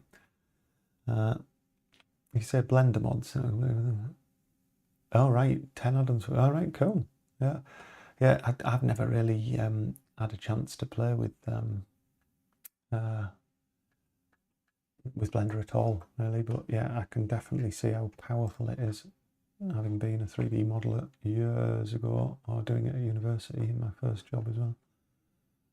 Let me just sort these light beams out because it's annoying me now. What should really happen with the light beams? Let me just turn this up to full again. Sample that colour. This should really be hitting the floor. Now this causes us a problem which you will have seen on the stream before, which is having the character walk through like lights and it look right. It's hard to do in a 2D game to get that 3D lighting to seem right, but I just want a splash of light on the floor there.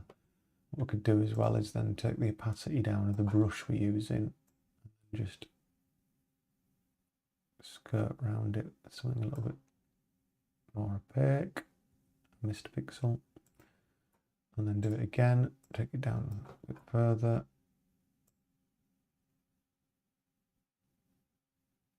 And this just adds a little bit of like pixel style lighting detail I find sometimes, which can just give it a bit more an authentic look, I think.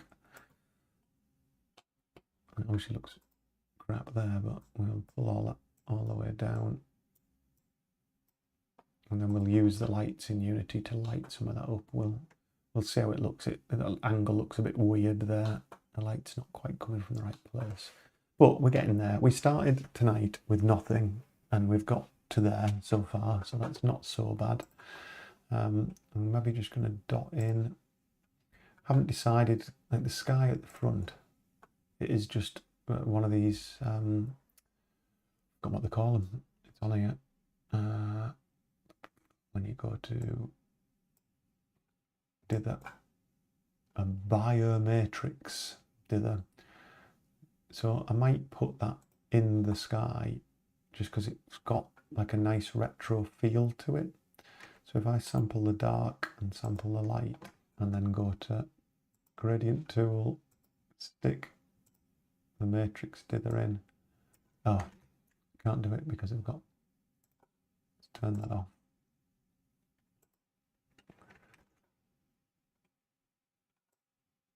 Yeah, so you can see that dithering that you get there. I might do that for now.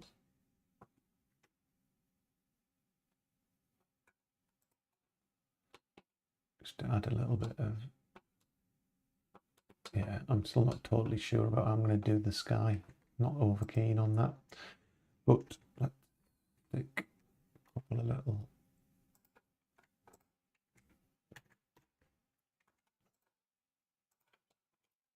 stars.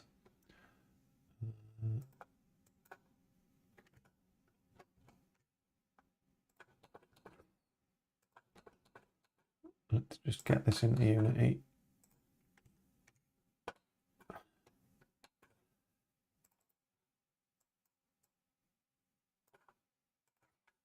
So we've got right the way through the process. So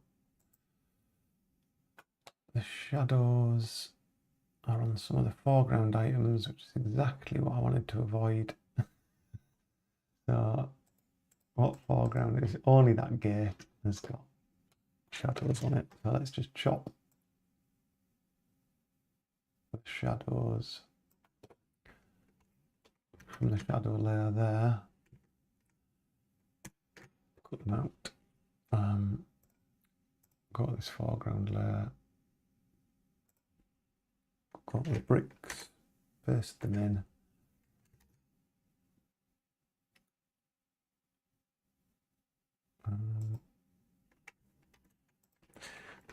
This is why drawing shadows on one layer is a bad idea usually. I think the screen I used in the end of it. Screen? No.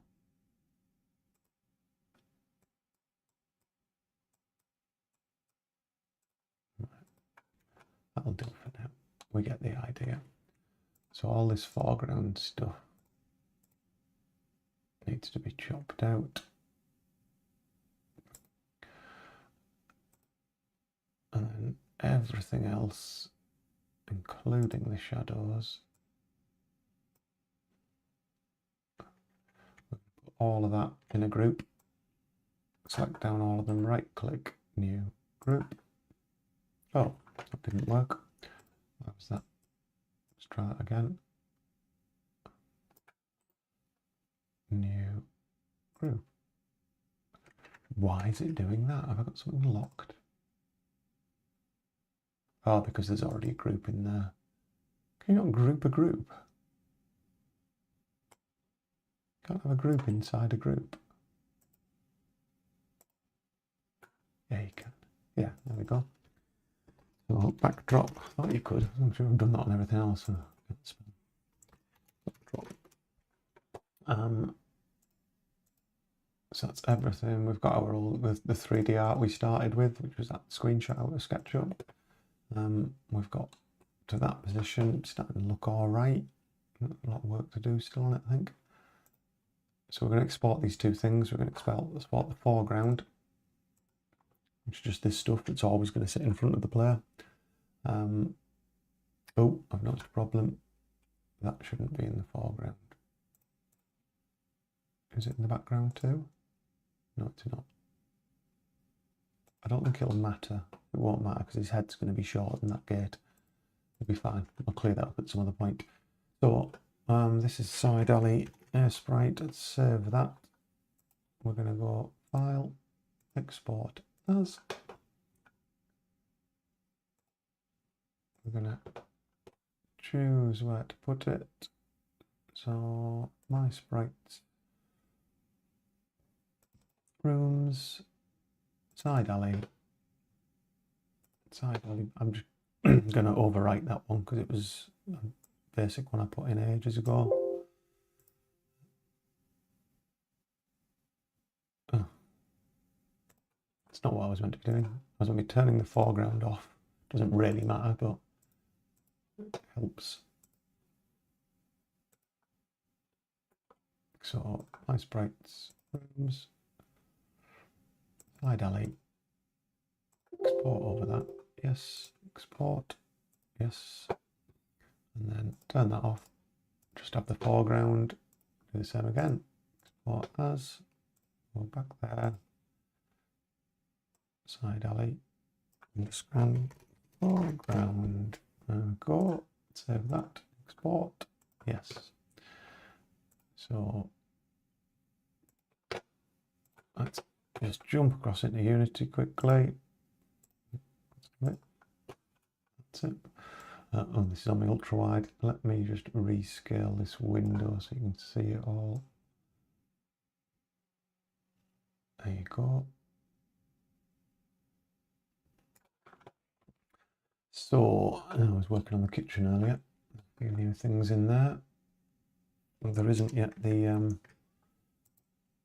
SpongeBob sponge sandwich reference, but it will go in there, I promise you.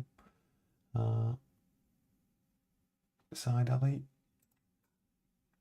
So it's just a placeholder scene at the moment, but we can now set this up properly.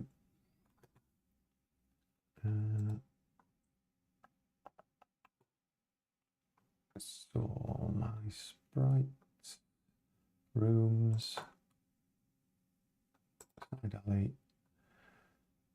So we've got a backdrop and our foreground. I select them both. Use my preset, which is just a single piece of pixel art, just so that it doesn't do any blending or anything. So that's the backdrop. Wants to be dropped in. Reset its scale. And then the foreground, drop that in. Bring it above the other one. Reset its scale.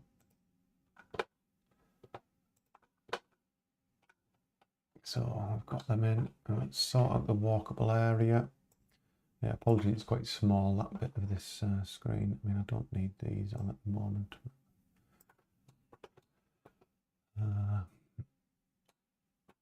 So let's get our walkable area sorted. Nav mesh, walkable. Edit the collider. Let's just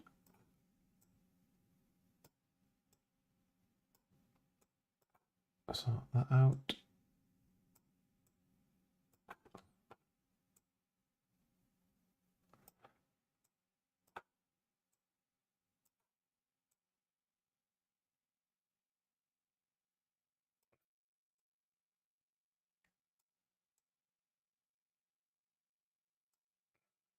Bear in mind that we're not going to let him go into this little corner bit here around the gate. But we are going to let the player kind of walk as if they're about to leave the scene. So the character will go behind the gate and look like they're leaving the scene. So that's roughly the walkable area I want, I think. Lower. Actually, yeah, we did realise on another live stream it's worth bringing this right to the bottom, and then the character can kind of go behind the foreground things. So there's the walkable area sorted. Let's grab the hotspot for the car park. Edit collider. In fact, let's disable the yellow cube so we can just see the edge of it. We'll just make that roughly the size of the gate to go back to the car park. That's fine, I think. We've got the player starts. So this is where the player's positioned when they arrive here. We're going to have him behind the gate. So he kind of comes walking out of there. And then the other marker is when you leave the room. So it's going to go like that. The scale's probably going to be all kinds of wrong. So here we're going to use this sorting map scaler to get the thing right. There is a way which does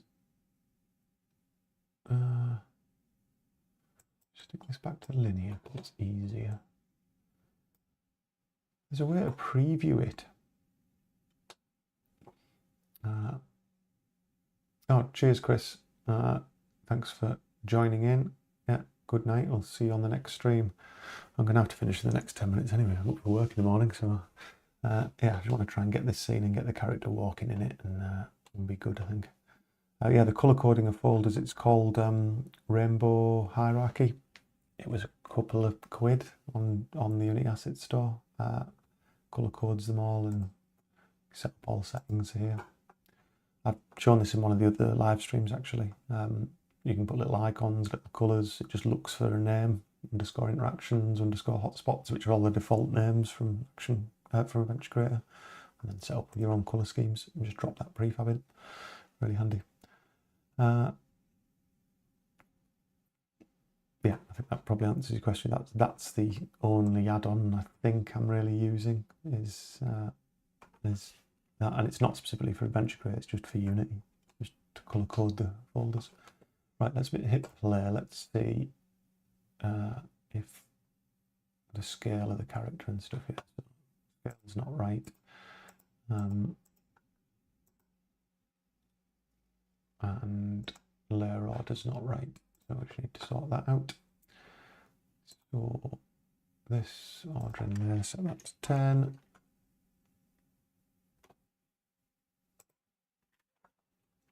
So the foreground's in front of him.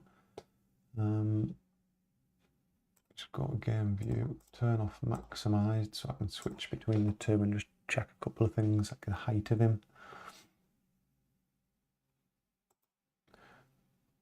Yeah, so you can see, oh, I've gone back in there. So you can see his head sticking out of the, this was the bit why I shouldn't have left this bit there, but he needs to be much smaller anyway, so it's not going to be too much of a problem. Let's put him there. Let's change the scale on here. So we've got a start scale and an end scale. We need them to be much smaller. There, 26. And then the end scale. So he's far too big when he's up here as well. So we're not really changing his scale much at all, to be honest. So if his end scale,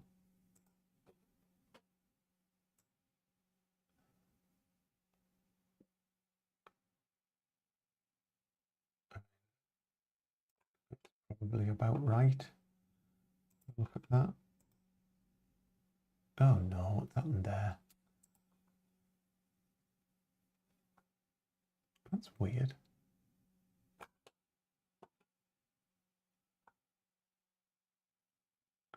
Confused me completely.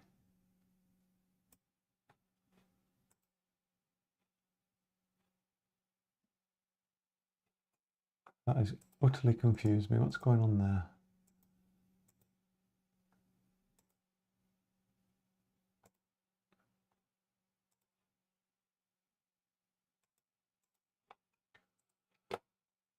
Let's reset that now. So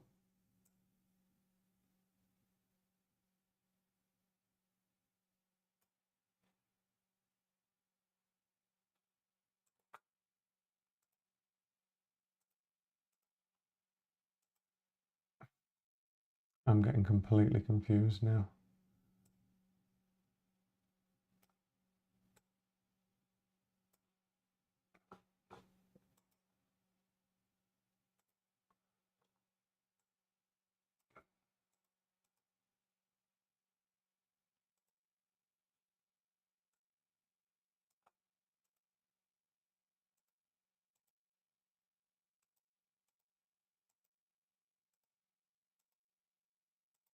I mean, that looks about right compared to the size of a dumpster.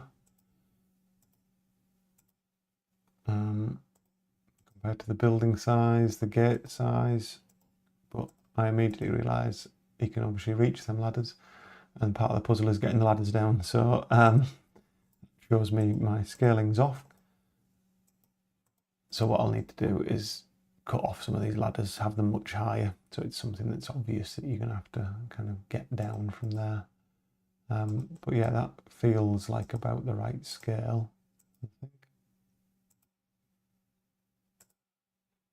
Yeah, and it kind of matches quite nicely with this. Go down the side alley. Oh, I forgot to... Jesus Christ. Ah, what did I say to? It's late. That's why you shouldn't do these things when it's late.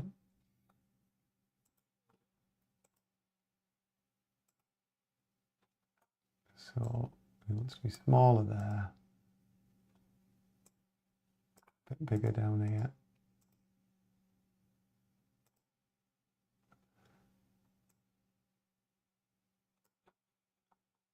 I don't know if it should be a bit smaller actually.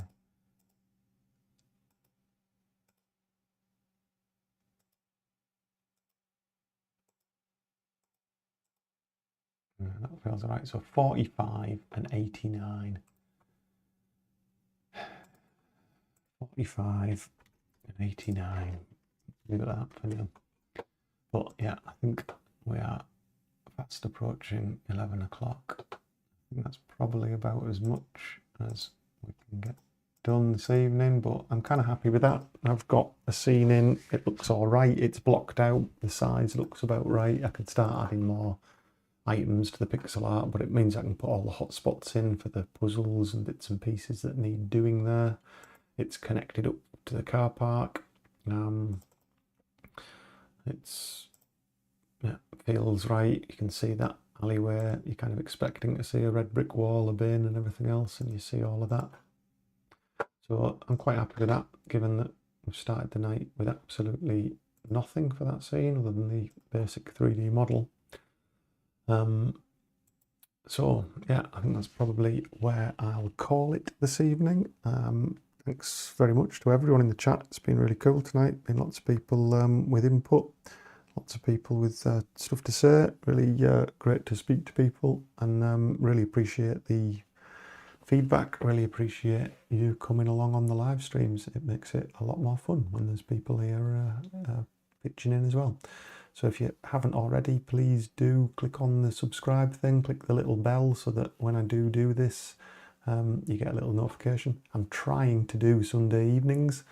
That tends to be the consistent bit. So I'll try and do a live stream most Sunday evenings. Yeah, thanks very much for all your input, and hopefully see you again sometime soon. Cheers, thanks very much.